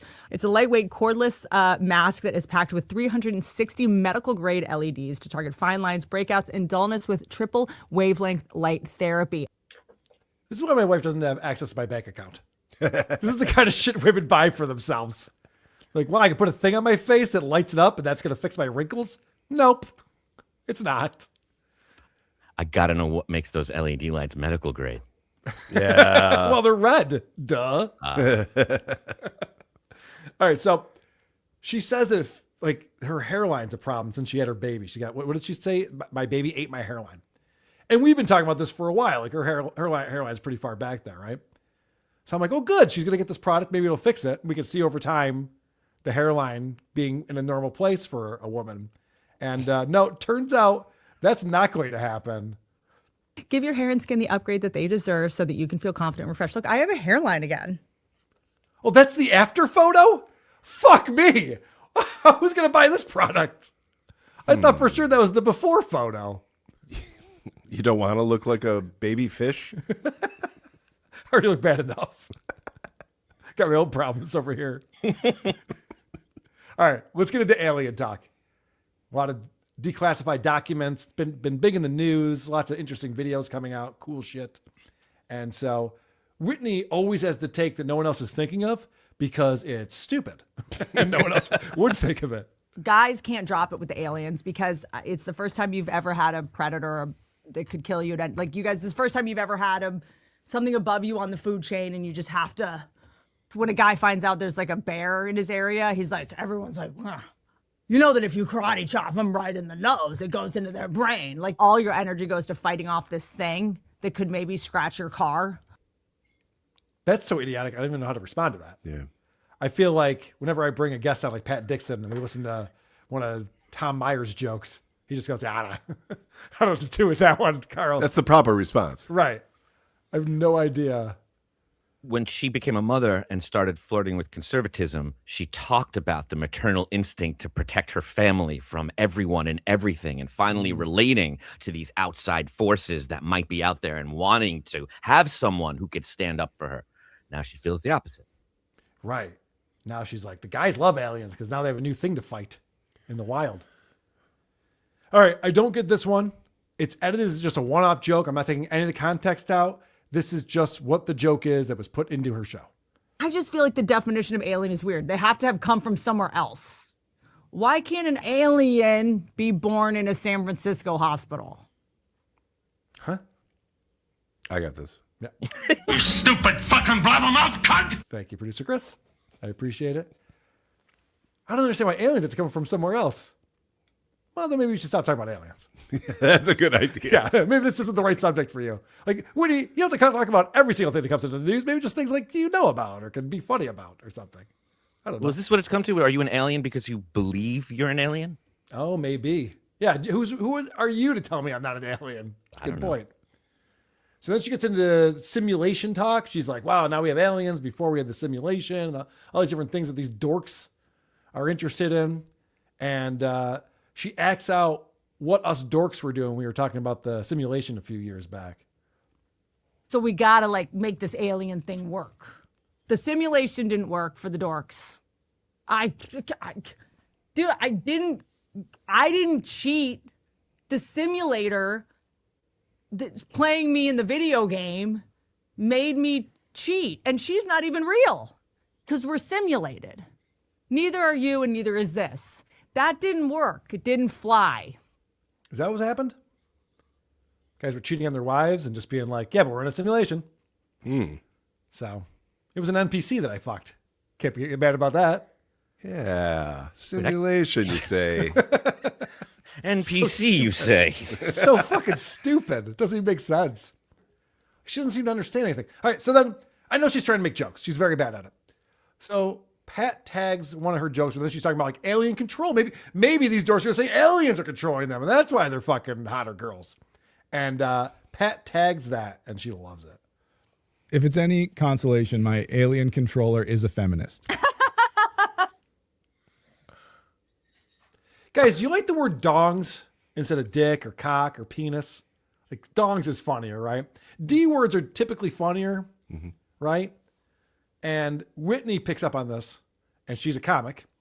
And so she is very funny talk about aliens' penises or lack thereof. Even scientists knew like aliens could never make spaceships and take over the world if they had male equipment. Nothing would ever get done. They're just like, the only way for aliens to exist is if a man evolved to not have a dong. Like if guys didn't have dongs, they could just like create anti-gravity in like 30 seconds in an underwater civilization. Guys are threatened enough by the aliens. They don't need to compare dongs. So the word dongs had me rolling. But then also this premise that like, if guys didn't have that sex drive that was, consuming them at all times, they'd get more work done. Yeah. That's a premise that's never been thought through before. No. Hasn't been done a million times. Pretty good. You should workshop that one, Whitney. And she thinks aliens are men and women. Yeah. Male characteristics. That's what's out there. Well, yeah. I mean, they're building spaceships. Well, keep up, Adam. Oh, right. I'm sorry. Jesus Kicking Christ. the tires in there. Yeah. What are you talking about? Can we fuck it? Let's fuck it. So later on, she's showing this animal that lives in the ocean, apparently. It's got 5 legs. And Whitney brings this back. It's pretty good. That could be a dong. 4 legs and a dong. Yeah, we're over here with dongs that only go up to your mid-thigh. They know that a dong should also act as a leg, not just as a thing that makes you want to procreate. I don't have time to get into how many dongs this Whistler's mother on the bottom of the ocean has. I didn't see you laughing. She said dogs like 4 or 5 times there. Well, I was doing a drinking game, but so you're just ready drunk? to pass out. Yeah. Okay, fair enough. I don't think Whitney knows what Wi-Fi is. So she's talking about there's a video or videos that have come out where there are these long cables across the floor of the ocean that are connecting continents with internet, and sharks are biting at them. And this is Whitney's take on it. No one can explain Wi-Fi. You're telling me humans built Wi-Fi. The same people who eat Tide Pods built Wi-Fi. And they have gone so far as to make me get obsessed with a video of sharks biting at the cables at the bottom of the ocean. Smart. How do we get them to think Wi-Fi is just put a shark in it? Portlandia put a bird on it? Put a shark in it. You can't just throw a shark into my psyche to distract me. It's look at the silly monkey. Like, look at the sharks biting it. I had no questions after that. Yeah, but that's not what Wi-Fi is. Like, I get it. You need the internet connection into the home or the business or whatever in order to get the Wi-Fi signal, in order to get connected to the internet with your device through Wi-Fi. But it's not the internet cable that's in the ocean with the sharks. Why are you blaming her? No one can explain it. No one She can made it explain clear. Wi-Fi. It's impossible to understand. And she elaborates on this because I thought it was understandable. It's obvious to me, okay, a certified scientist of intuition and reading a room, you can't have invisible information and tell me that's not aliens. Where are my news from 10 years ago? Oh, just in a cloud? Is she familiar with like radio or broadcast television? She doesn't know about this. It's magic. Can you imagine that? It's invisible. Yeah, I know. I was trying to see the beam that was hitting my antenna up my roof to see how the television screen was turning on, but couldn't see that for some reason. It must have been the sun was out. And I can't tell, like, is she trying to be funny or is she just stupid?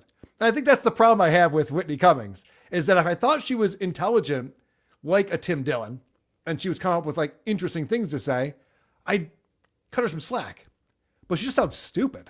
I think she is smart somewhere in there. There was that time she spoke some truth on that New Year's Eve broadcast, but something about since Riyadh and receiving criticism, she's just, I mean, even this is a paranoid delusion that the only reason the internet exists and is being reported on is to fuck with her.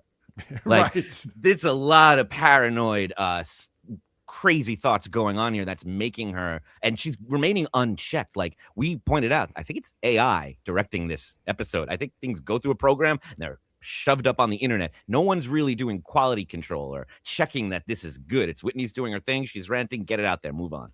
Yeah, she's changed her format since Riyadh. She's doing this new thing where it's like political and topical, and she's just going off the top of the dome, and you never know which way she's going to go with it. And I mentioned at the top of the show today that she needs someone in her corner to check her. Like don't only have yes men around you. You know, Pat just sits there and plays along. If a producer or a husband or a fiance or someone just be like, Whitney, what are you doing? All you got to say is one word. You just got to say, what? Yeah, Make her say it again and think about it. And I promise you it'll change. My favorite follow-up question from Jake Masterson. What do you mean by that? Yeah, exactly. Like, what do you mean by that? Well, she's got a very profound statement right here. It's going to make all of us think. If the aliens exist, they're smart enough to already be us. Anyone? What do you mean by that? We're the aliens, Chris. All right. I didn't understand that either. So I just want to play a clip of what this show actually is. If you ever watch it, I know 616,000 people have already watched this episode, so you probably have already seen it. Number one podcast in the world. Right. Biggest podcast ever. But if you haven't seen it, this is just a little microcosm of what you get when you turn on Whitney Cummings. Here's what I will say is that when people go like, oh, they're trying to distract us. Fine. I'm pro distraction. That's what I do for a living. Don't come for distractors. Okay. But also they're just trying to make us scared. I think you're gone mentally if you think aliens are scary to us at this point. Aliens coming down would be a relief. ICE wouldn't know what to do. We wouldn't have to worry about that. But also, like, stop trying to make me afraid of space aliens when I'm not even finished being afraid of the ocean. To me, the ocean is the real outer space. That's outer space to me. Why did we decide that outer space had to be dry? Unclear. Do you realize that vertical aliens coming down, we're just like, like I know what to do with that. Oh no. Oh well. It's over. I think I'd be like, we're so used to going, God's up there, aliens are up there, meteors. I'd be like, fair enough. You're bigger. Aliens crawling out of the ocean horizontally towards us at eye level, we would all just have heart attacks. I called that clip rambling nonsense because a lot of that was rambling and nonsensical. What are you trying to say? What the fuck is she getting at with any of this? It's just swing after swing after swing, and every ball is ending up in the catcher's bench. It's like, what is she doing? I think she's so close to something. Even when she said like the aliens, they're already us. Like I know what she's getting at. It's the idea that it's not going to be this normal thing. It's going to be something where they're already 5 steps ahead of us. And I get it, but I think she thinks it sounds like Tim Dillon, and it's like close enough to Tim Dillon. Get it out there, but it actually, when you break it down, it's just like an impression of it. It makes no sense. There's no through line there like Tim Dillon has, and no real actual point and awareness of the topics. And she throws in things like, why can't outer space be wet? Yeah. And then, not to shit on her point, but nobody knows, Carl. There's no way to find out. All right, fair enough. But, you know, she says if they come out of the ocean, they're scarier than coming out of space. I don't live near an ocean. So if I come into contact with an alien, I'm not going to know the origin. You know what I mean? What if it's wet? I'd be like, hey, well, right. I'll be like, wait, are you from the Atlantic or are you from Mars? Zoinks. Yeah, because that's going to totally change the way I react right now. It's very stupid. And then she continues on to say things that don't make any sense. It's just, I don't think she thinks any of this through. All right. And if they're hot, I swear to God. I swear to God. If the aliens are hotter than human women, we'll handle it. I'm not having an alien take my man. We're not like, we'll be like, stand down, dorks. Put your laser beams away. Huh? If we could create a drinking game for the Good For You podcast, I think one category should be, what is she even talking about? You know? That's a bad idea. We're going to get real drunk. It's going to be a fun drinking game, I have a feeling. So then all of a sudden, if the aliens are hot, she's going to disarm them and take their lasers from them? She's making a lot of assumptions here. I don't think she'd do that. And I'm not sure why. She mentioned something about how she's afraid of oceans. She brings up something else. I've already heard her talk about this. She repeats herself. And she brings up a little fun fact here that she used when she was talking about how scary the world is. And how, I think she was talking about the Epstein files. She's like, I know so many horrible things. And she brings it up again. But like, you guys, alligators, they don't die of natural causes ever. They either die because they're killed by humans or they get so big that they starve to death. They don't die. This is like Stuttering John with Jupiter. She like learned a thing and then repeats it over and over again. Do you guys know alligators don't die? And she's actually wrong about this. Of course she is, because she's a woman. She doesn't understand. They do get diseases. They die. They live for about 50 years max. They do get diseases. They do die. It's like, the only way they die is if they starve to death. Well, that's a way of dying. Among others. And then she gets into electric eels. A lot of electric eel talk. And she's talking about how like electric eels are the actual aliens. These things are electric. And they can really get you. And then she makes a reference to something I'm very familiar with. I'm just saying these like lightning cylinders from hell might have just been like, yeah, we could, but we're fine. We think it's funny to just kind of, you know how like in movies, there was always a device where you could like freeze people in like high school and then like talk. They might just want to do that.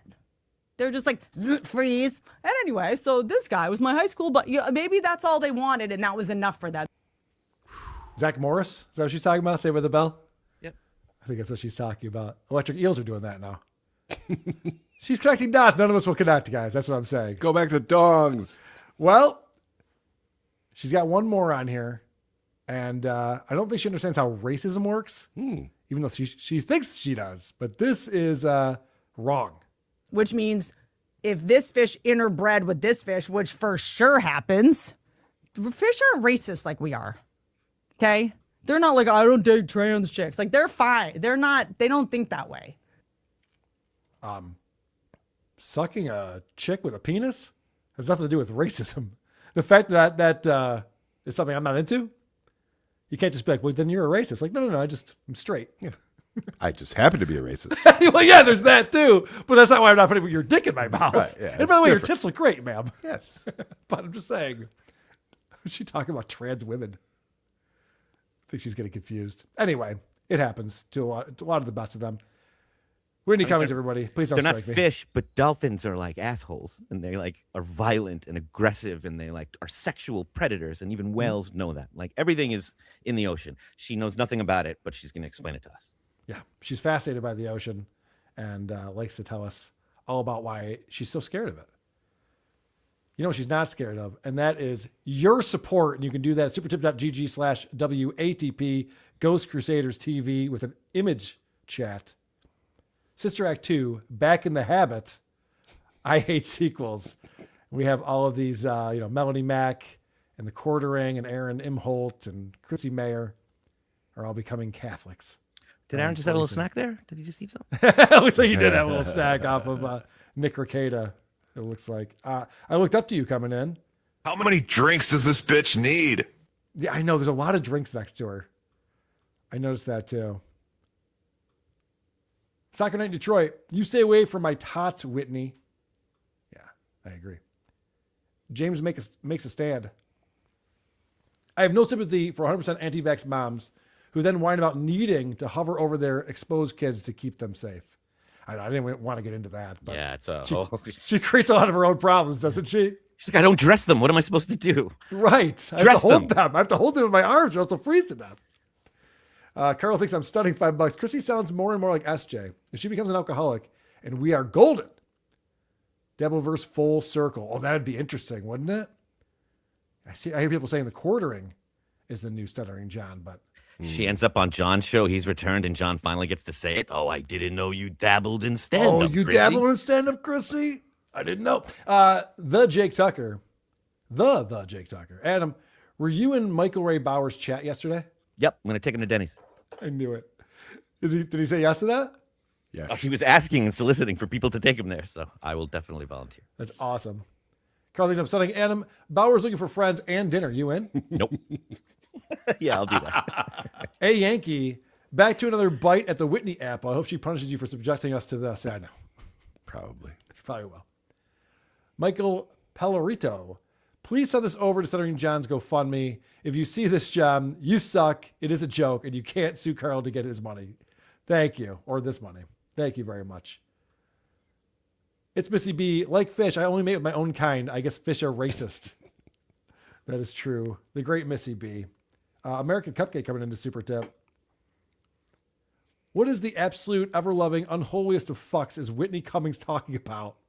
I almost drove off the road because I went cross-eyed listening. Yeah, that is dangerous. She's so dumb.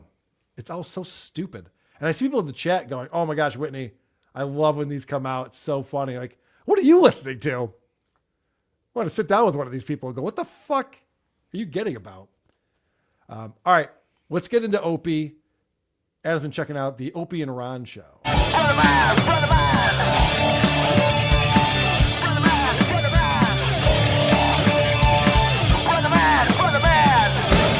Ba, ba, ba, ba, ba, ba, ba.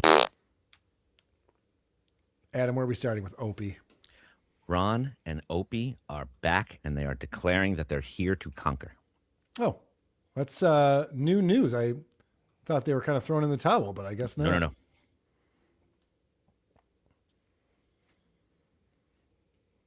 Audience, because we are the outlaws of podcasting. The outlaws of podcasting. You know, I really do think we're getting momentum because honestly, we've been doing this for several years now. In the beginning, like most of the DMs and the comments were so fucking nasty and negative. Right. They're turning like, hey, what's it called? I'm finally getting into it. You're winning me over. Oh, you guys, Ron is obviously the talent of the three. Oh, shut up, Ron. You know how I kicked ass yesterday without you. I proved that I don't need you. I don't need anybody. You son of a bitch. Just let him have his little joke, Opie. Jesus Christ. Every time Rod tries to, toot his own horn a little bit, it's like, fuck you. Stay down. I like that Ron perceives this as momentum.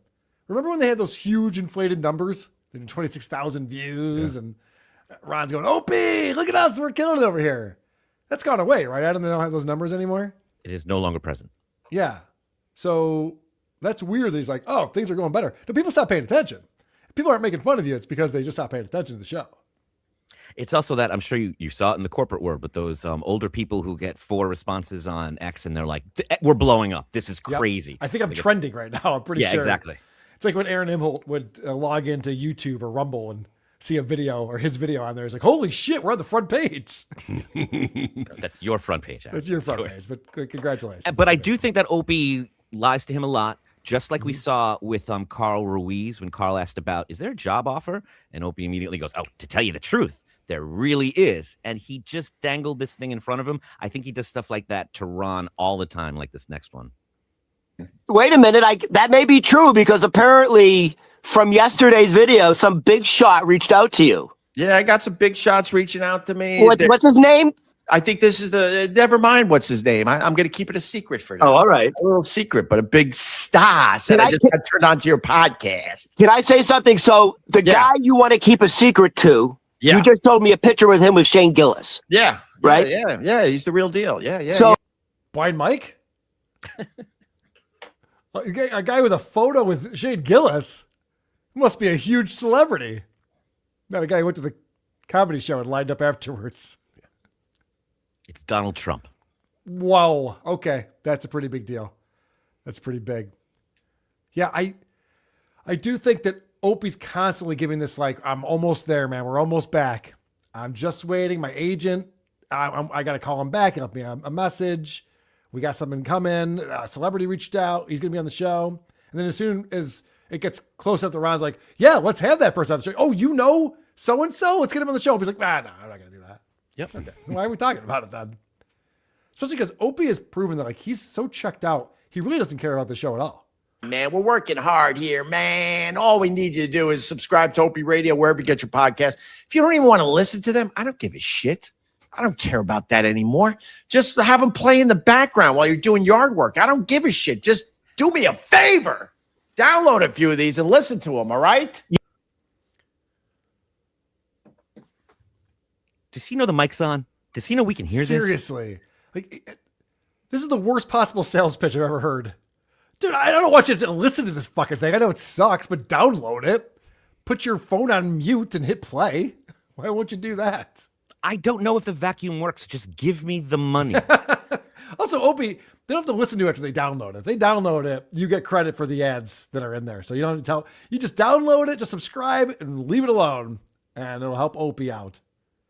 Or you can make a good product people want to listen to, and so they download it purposely. We're way past that, Carl. We're way past that. Okay, fair enough. Now, this is where I got excited. Because Opie doesn't usually bring a lot of content to the show. You know, he'll have some hot, spicy takes about politicians from time to time, or the basketball game that he kind of watched, knows a little bit about. But today is National Limerick Day. Whoa. Yeah, I know. I don't know how you celebrated that. We can talk about that afterwards. Right now we're doing Opie clips. So pipe down. But Opie knows how to celebrate Limerick Day. But it's Limerick Day. The guy who invented the limericks, I think he was born on this day. So I got a couple, right?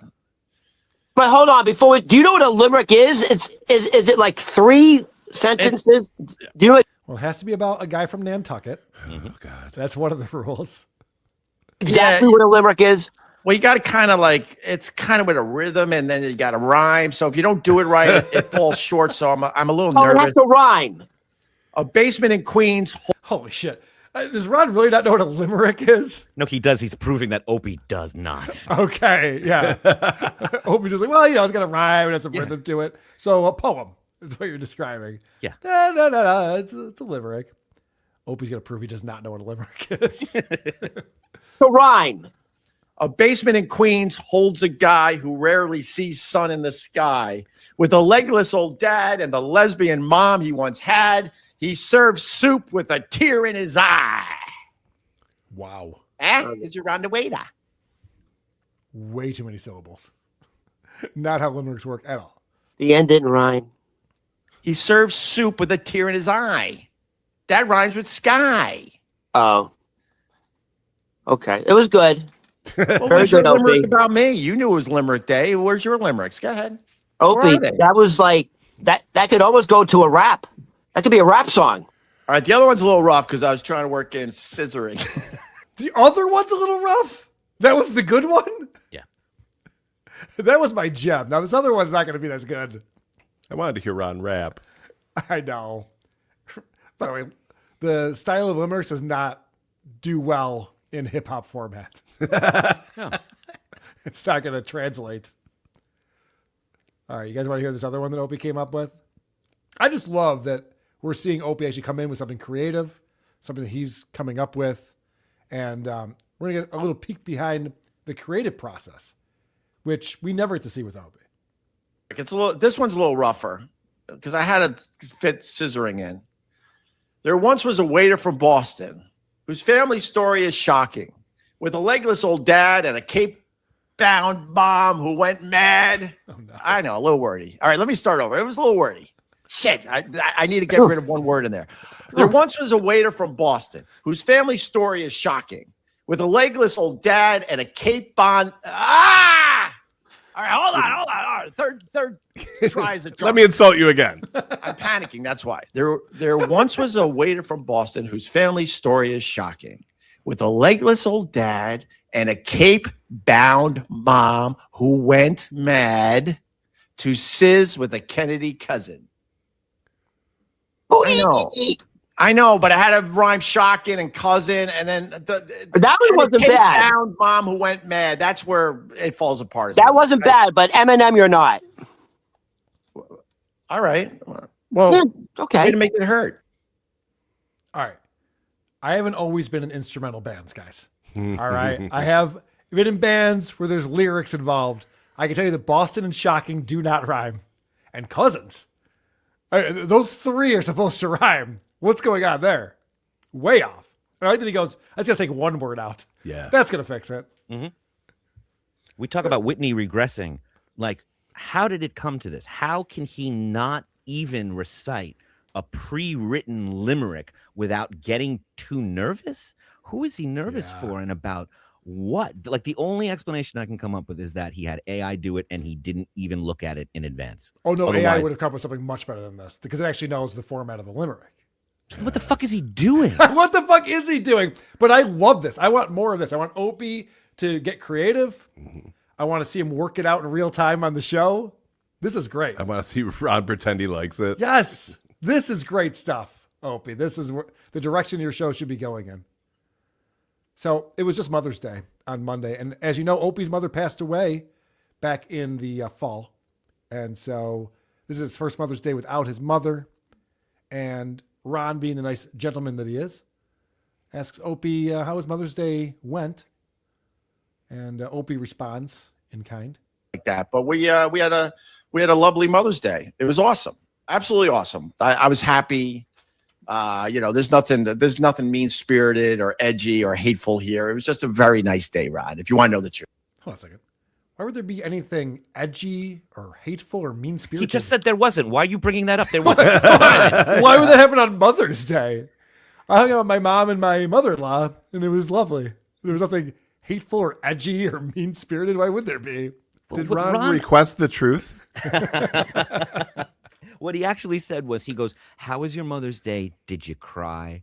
And that he took as really offensive and very insensitive. So he had to. I think what he meant was, were you sensitive about losing your mother? Of course he did, yeah. Not like, did your wife slap you around? Yeah. Okay. Also, I was here with my family, Ron. My family. Right. Oh, what an asshole. Very nice day, Ron, if you want to know the truth. Although she fucked us. She came home. Oh, here we go. She said, I don't know. It might have been Costco or something. I don't know. She goes, I couldn't resist. And she comes into the house like the day before Mother's Day with not one, not two, not three. I think it was 4 bouquets of flowers. She goes, I couldn't resist. Guess how much all this cost? Everyone likes a good deal, Ron. She goes, it was $20. You can't get 1 bouquet of flowers in New York for less than what, 50, 60 bucks, right? And I'm like, yeah, but you just fucked me and the kids now. We can't get you flowers for Mother's Day. That's a go-to, I think. Kids, your mom's not really fucking me. Don't worry. There won't be any more siblings coming anytime soon. I like that he goes, nothing mean-spirited or hateful. My wife fucked me and the kids. This bitch. And I let her know about it. She walks in with those flowers and he's like, what the fuck did you do? Yeah. What are you doing? You ruined this for us. Yeah. And the wife's just like, I mean, you can get me something other than flowers. I was like, I'm all out of idea. He throws his daisies in the sink. They can't compare to the bouquets she brought in. He's got dandelions from Central Park. He's like, oh, they just wilt. Okay. I wasted my afternoon. I mean, I know some Asians, but still. Could have been doing other things. Brian Landon is there in the chat. And he wants Opie to go on Misery Loves Company, Kevin Brennan Show, MLC. And he's not afraid to put his money where his mouth is. He super chats Opie pretty generously. I do Brian Landon test stream $100. Damn, that's cool. As we say up in New England, that's called a C note. Well, hopefully it sticks. Go on MLC. Kevin can reimburse me. How's that read? Why not? Living the life. MLC or come on my BS test stream. Fans miss you. Wait, my fans are somewhere else? Is that what you're trying to tell me, you son of a bitch? Thank you for the Hyundai. I'll keep you up on the big screen. This is what we need. We need more Hyundais. We need more Hyundais, Ron. Right? Huh? Yeah, we need more Hyundais. Hyundais? Is that a joke? He doesn't want to be kept up on the screen. He wants you to go on MLC. He's not asking for you to leave his question up there.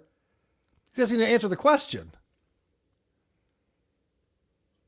What's this thing that Opie's just like, oh, well, I go on MLC? Thanks so much for the $100. I'll leave it up. Appreciate it. You're about to see. This is what happens when someone like him gets what he asks for, when his dreams come true. Like John, they beg and beg and beg. In this episode, $100 comes in, and then what does he do with it? What does he do with this request?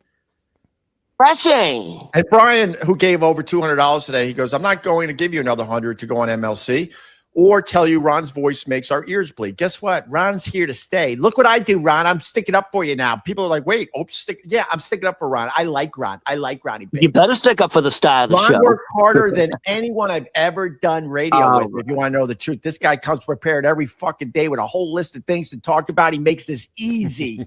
So it's Brian, honestly not that. It is easy. $200 and you can tell Kevin Brennan to go fuck himself because that dabbling crap is getting old. This is it right here. Here we go. That's it. Opie's back. None of that. None of that. Download and don't listen to it. Right. I like that he goes, this dabbling crap is getting old. The Dabbleverse weighs on Opie. Yeah. He doesn't like to bring it up, but then sometimes it sneaks out when he's getting enraged. And he doesn't have a good excuse for this. Nope. You know, I don't know. Where are my fans? They're not over here? Obviously not. I'm looking for them too, Opie. That is funny. We were looking. Your fans miss you. Yes, we were looking for a while. Hey, Opie goes, when Opie does compliment Ron, he has to insult a lot of other people at the same time. Mm-hmm. I've never had someone who works harder in my radio career than Ron. I've talked to Opie's producers who said they put together prep sheets that Opie never read. You'd be shocked how hard they were working, Opie, if you'd pay attention. Ron himself just mumbled, it's not very hard. It's not hard. Yeah, it's not difficult. It's got a few topics, things I was paying attention to, and I bring them to the show. It's also like we're watching a man drowning in real time. Like he is drowning and screaming angrily for a lifeline. And I don't know if this was that lifeline, but it was $100, the biggest tip you've got all week. And it said something about KB. Maybe that's the lifeline. Maybe your immediate response shouldn't be, well, fuck you and fuck KB. Right. KB will probably, Opie, I would guess $120, maybe $130 to come on MLC. You just doubled your money. There you go. And KB, I'll come back too if you're going to have Opie on. I'd like to come back to MLC for that. That'd be great. So you hear Brian Landon say, hey, Ron, your voice fucking sucks. It's really obnoxious. And Ron decides, oh, you think it's obnoxious normally when I talk? Wait until I start doing my Jim Carrey impression. For my pal Ron. Brian thinks your voice is annoying. Guess what, Brian? He ain't going anywhere. You can take your $200 and shove it up your ass. Me and Ron on the same page. We're dangerous when we're on the same page. That's my Jim Carrey. You want to hear it? And like Dumb and Dumber. I like that. Your Tom Brady looks like Jim Carrey. What? Don't ever do that again, Ron. We're trying to help you out here, talking about your Venmo and stuff. Then you got to go and do that. Don't do that. It's not funny. You got to admit, it's a pretty good Jim Carrey impression, though. No. It's recognizable as him. No. No? That's not that's not his classic. No.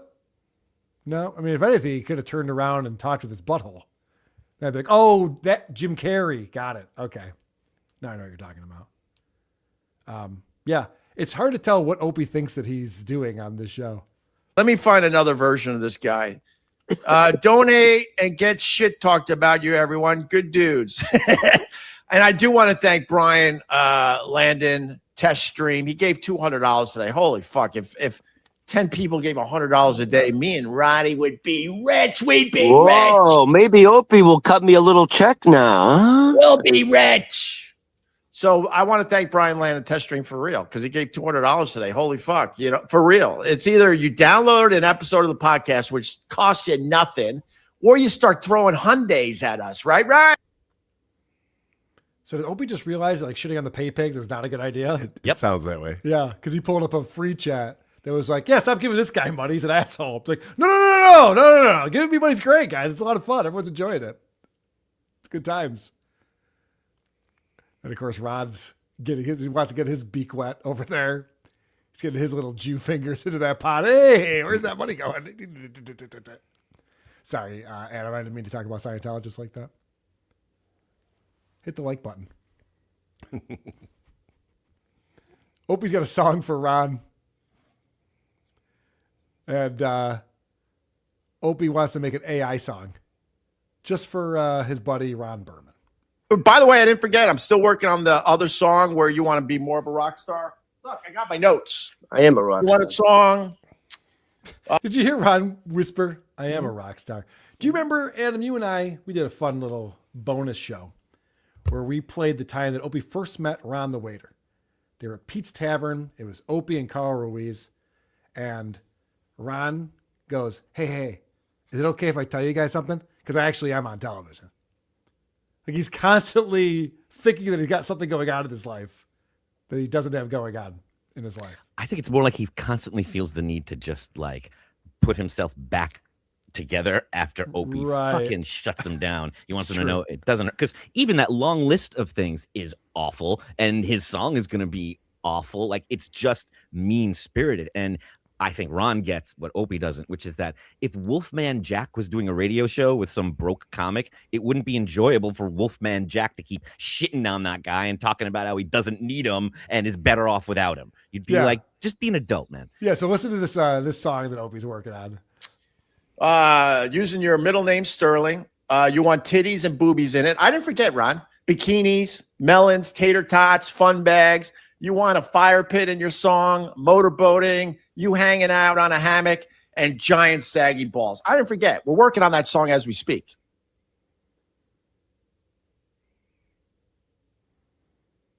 You all right? I'm going to make this AI song that talks about what a piece of shit you are. You excited about that? I don't know how long it takes to make an AI song. I assume months. Weeks, a long time. And a team of people. Right. You don't want to start that process. No. I can't get into it. I got too many, I'm spinning too many plates. I just see too many balls in the air, which also would have been appropriate. So more AI song talk. And I don't know how Ron feels about it.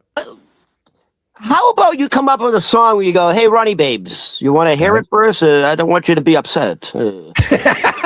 Why don't you, when you don't have to say that to me, then you've done good. Hey, Ronnie Babes, maybe I should run this by you first. I don't want you to get upset when you hear it for the first time. I want you to prepare yourself how negative it is. Hey, in the words of Kevin Hart, I understand the assignment.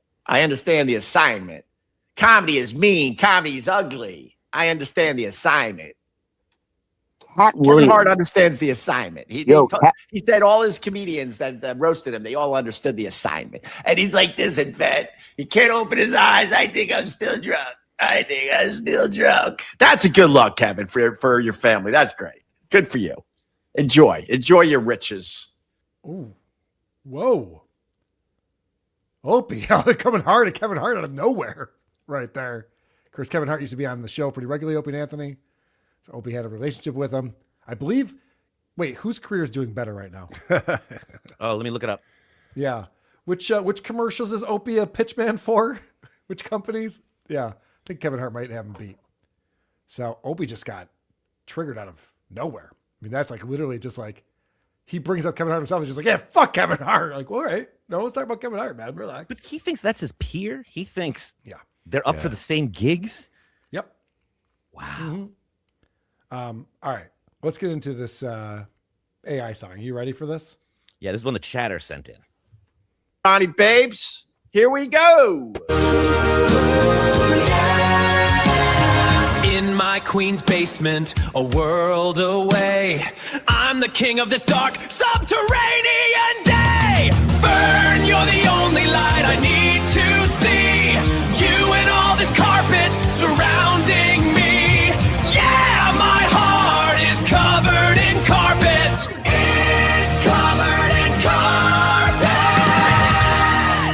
carpet. Who did that? John Courts? Yeah. That's good. That's good, Opie, right? Take some fucking lessons from John. Whoa! Take some fucking lessons. Now, that was good. You see, it wasn't mean-spirited. You didn't go... You see, it was funny. Huh? What are you talking about? John Courts? John Courts? That was funny?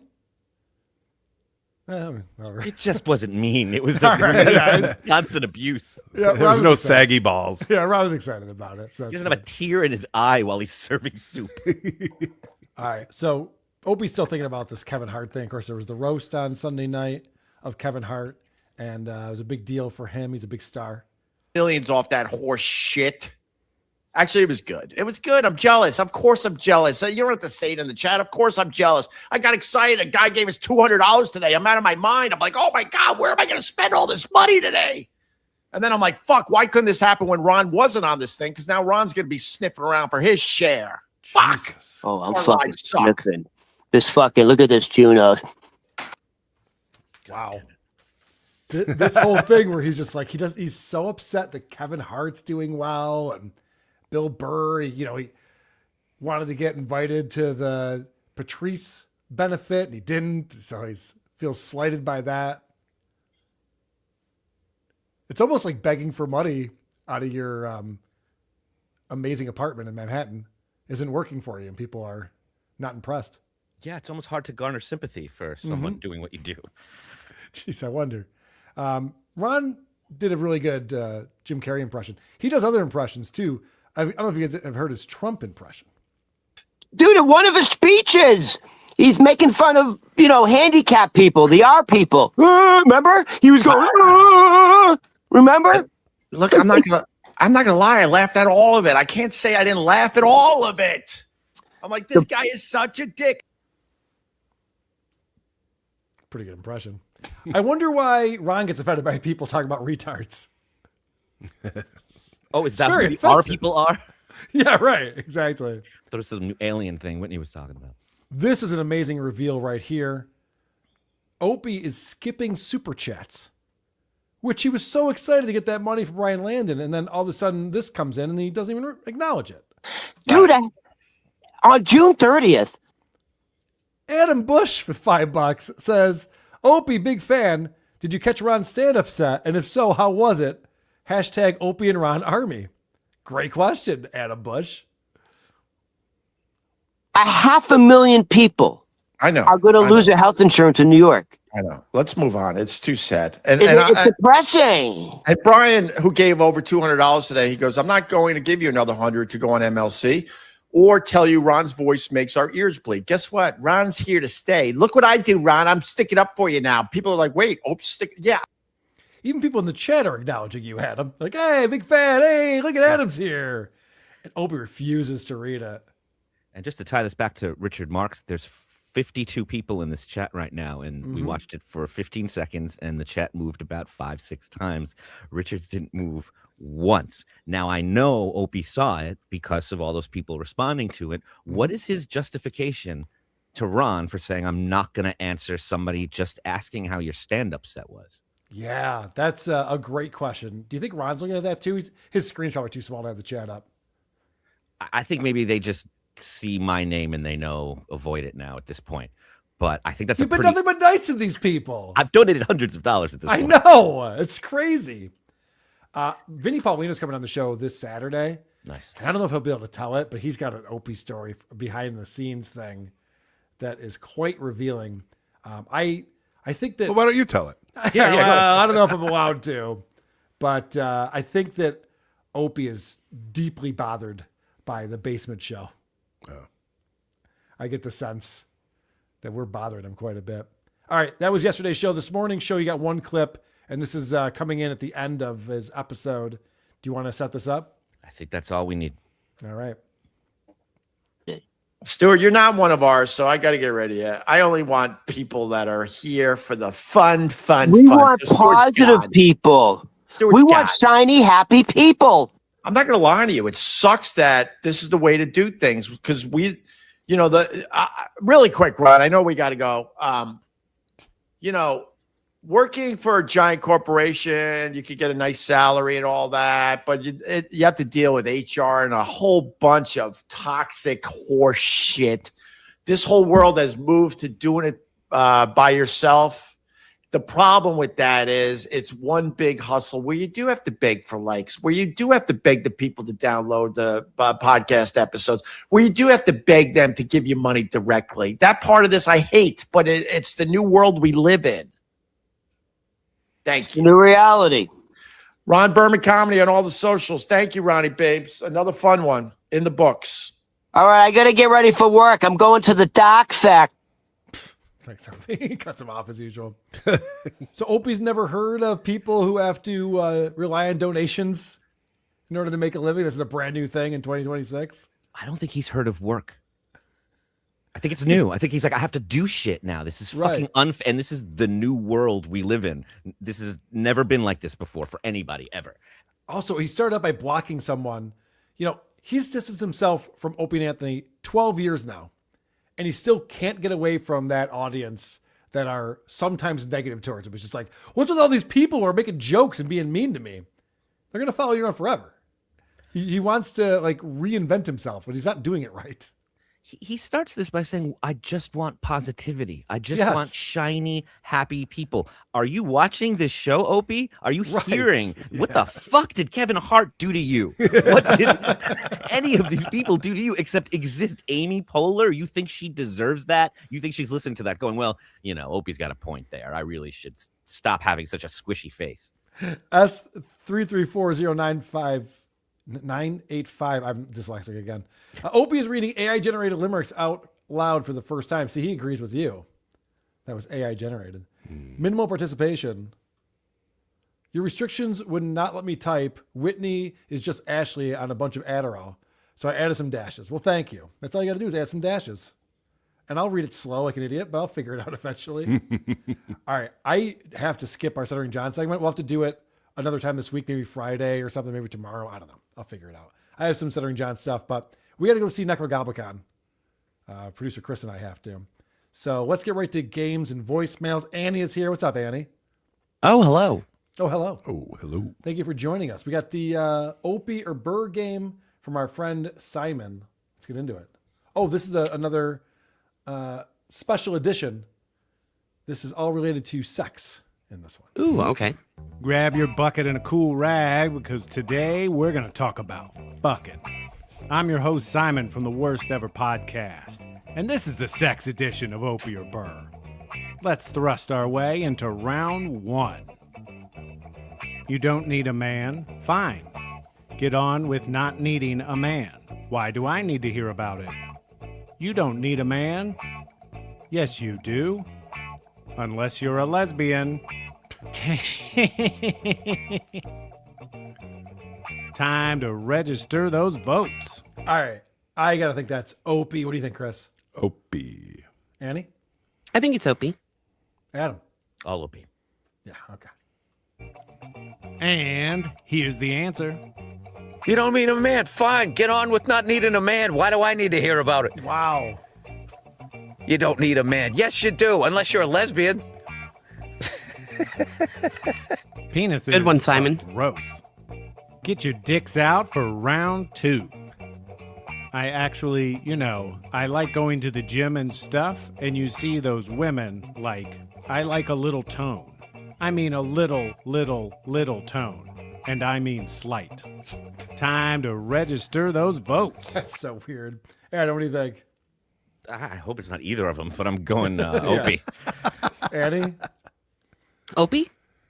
Chris? I went Opie. Yeah, I'm going Opie again, too. All right, here we go. And here's the answer. Actually, I like going to the gym and stuff, and you see those women, I like a little tone. A little tone, and I mean slight. Yeah? And what are you bringing to the party, you purple-mouthed cunt? Ready your lube tube, because it's time for round three. Got CNN trying with that Abby. What is she on, late night? The Black Abby there? She's, oh my God, she's smoking hot. Time to register those votes. Oh, this could be a trick question. Chris, what do you got? I went Opie. That's probably right. I'm going to go Bill Burr. Annie?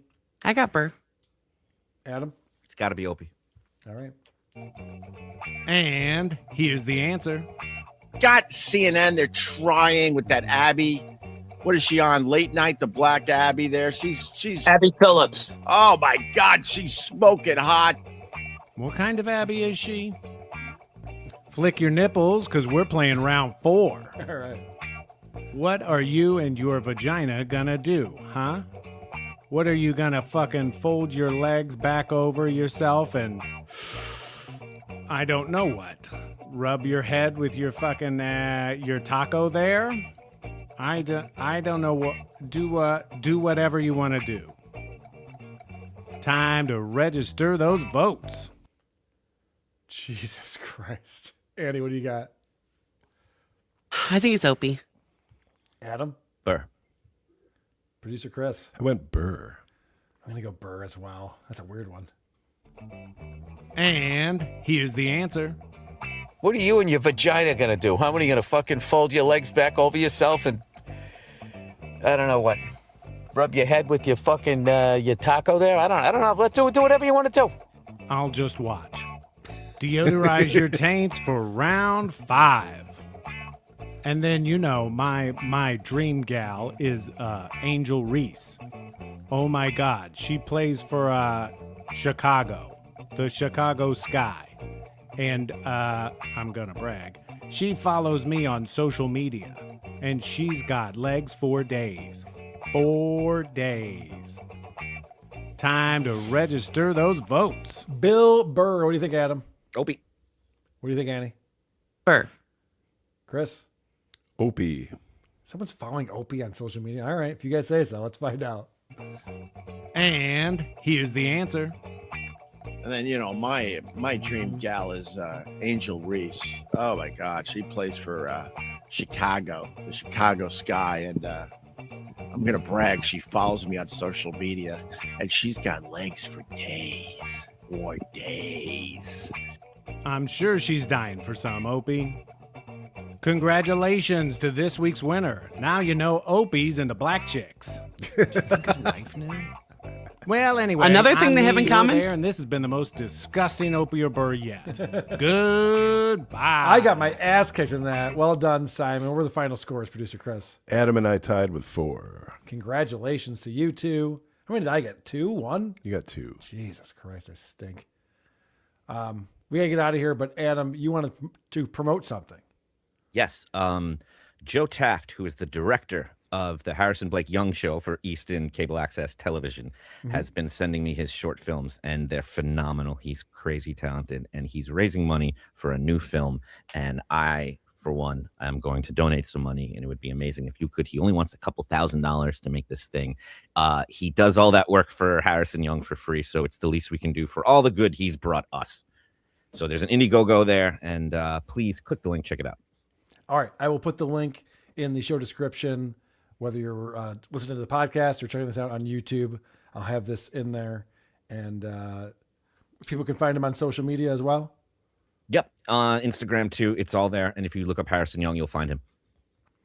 So East on TV. He's a young kid. He's giving it everything he has, and I, for one, believe in him. Awesome. Annie, anything to promote? I want to promote Who Are These Broadcasters? You can find it on this very channel. It's with Christian Blatt and Eric Zane. They cover all sorts of news and broadcasting faux pas. That's true. It's also its own standalone podcast. If you listen to podcasts, go subscribe to Who Are These Broadcasters. Let's hit some voicemails real quick. It's a bunch of crap. Swing and a miss. Rock and rolla. So when Opie and Carl Ruiz met Ron the waiter for the first time they're drinking at 3:00 in the middle of the week. What's wrong with that? What's wrong with that? It's fine.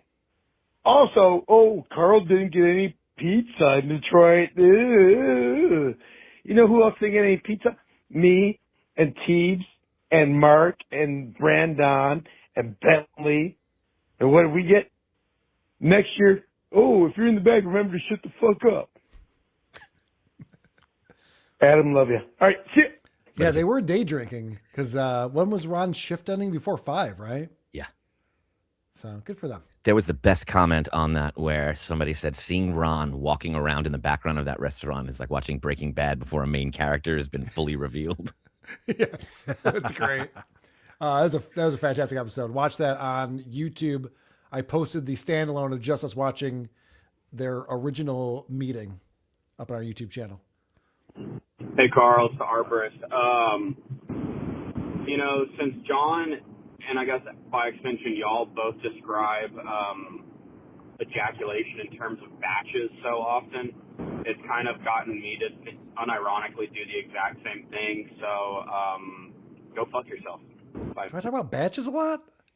I think you do it in reference. Yeah. Yeah. to John's batch. Hey, it's the Woke Band. Just calling back because I wanted to pile on Tim Heidecker some more. Any chance I get to pile on Tim Heidecker, I have to. I fucking hate that man. He is one of my least favorite people on the planet, and it is solely, not just solely, but it's basically for everything he did with Adult Swim, man. I'm a turbo nerd, and Adult Swim is one of those weird autism fascinations that I had growing up, and what he did to that fucking channel and kicking Sam Hyde out, dude, it's unforgivable. So please, any chance you get, bring up Tim Heidecker and shit on him. I would love to hear it. I will give you money to do it. Anytime, I'm about to go donate right now just to hear some more Tim Heidecker shit, all right? Go find more Tim Heidecker shit so I can pay you to make fun of that fucking faggot. I can say that word. I give out the passes. Don't worry. Bye. Love you. Oh, yeah, he gave me a pass for that word. Thank you very much. I agree. Tim Heidecker kind of sucks. This is some doxing, so people are going to give me shit for this. Carl, this message is for WATP. I'm about to do some serious doxing. I'm a 40-year-old male. When I was in first grade in Mrs. Greenwood's class, actually Miss Greenwood, she might be a Mrs. now, but I got 5 gold stars, and when you got 5 gold stars, you could go to the Wendy's a mile away at the corner there. So I had just gotten done finishing up with some strep throat. My throat still hurt during my 5-star week. And I went to Wendy's, and I had a Frosty, which was awesome, but the fries scratched my throat. So, yeah, try and remember what you did in first grade, because that's what I did. 5 fucking gold stars. Let's go. Miss Greenwood, I'm sorry. I shouldn't have played that. That was too much. This is a exciting field trip, I guess. Yeah, sounds pretty good. We've been talking about all the people who have had drug problems, but then kept their job. Because John always claims, how can I be an alcoholic? I had a job for a little while. Well, here's another guy who wants to brag. All we're bragging about the drugs we could do while keeping job. Well, I don't know how long I kept that job, but I was taking a lot of Xanax, smoking some fentanyl, and doing heroin whenever I could find it, but it became less and less available. So yeah, fentanyl and benzos and occasionally a little meth. And yeah, I was able to keep a job at a concrete chemical factory, mixing up giant vats of chemicals for like a good year or so. So that counts. Sounds like he lost his job, not the drug habit. He didn't say anything about stopping at that. I just stopped working. All right, well, that's cool. Has he tried putting together word searches for kids?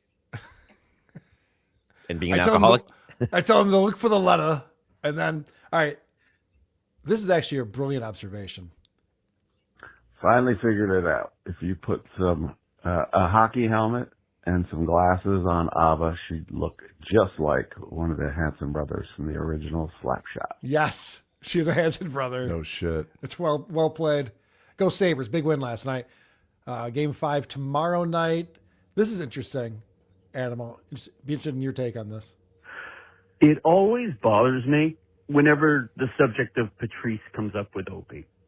The benefit, for example, for the comics on stage, the whole point of their being in attendance is to honor Patrice by supporting his family, whether they knew him in life or not.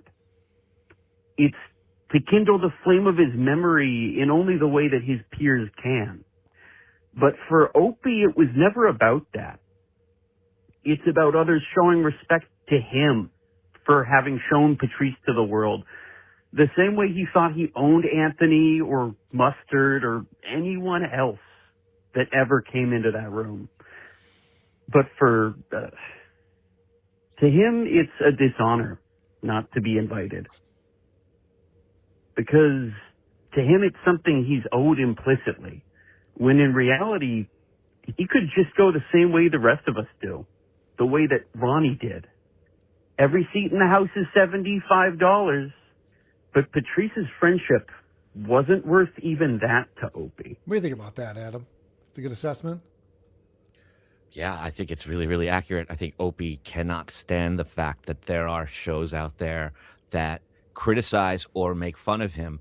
And one of the first things that Patrice gave me that he really wanted me to appreciate was the roast of Patrice O'Neal. He gave me a VHS of it that they shot at the Boston Comedy Club. And it's like him sitting in a chair and everyone ripping him apart. And he's like, this is how you'll get to know me. And he's right. And Opie can't even handle like a limerick. That's awesome. Nerdy Brian Is Vince still trolling Stuttering John about these lawsuits? Julie and his team knows all of that before they decided to file. SJ is running scared. Yeah, I'm starting to get to Stuttering John today. Some interesting updates about what he's doing on the internet just yesterday and today. And we'll get to it this week, I think. I got some stuff to talk about. I want to thank everybody for being here. We have to go see Necrogoblicon in Buffalo. And also, who's the other band that I want to go see? Galactic Empire. Galactic Empire looks pretty fucking sweet. Star Wars band. We're cool. I gotta go. Bye. I gotta go. I gotta go. I gotta go. I gotta go. Oh. I wrote jokes and bits feverishly and would send them to Joe and Debbie. I just picked that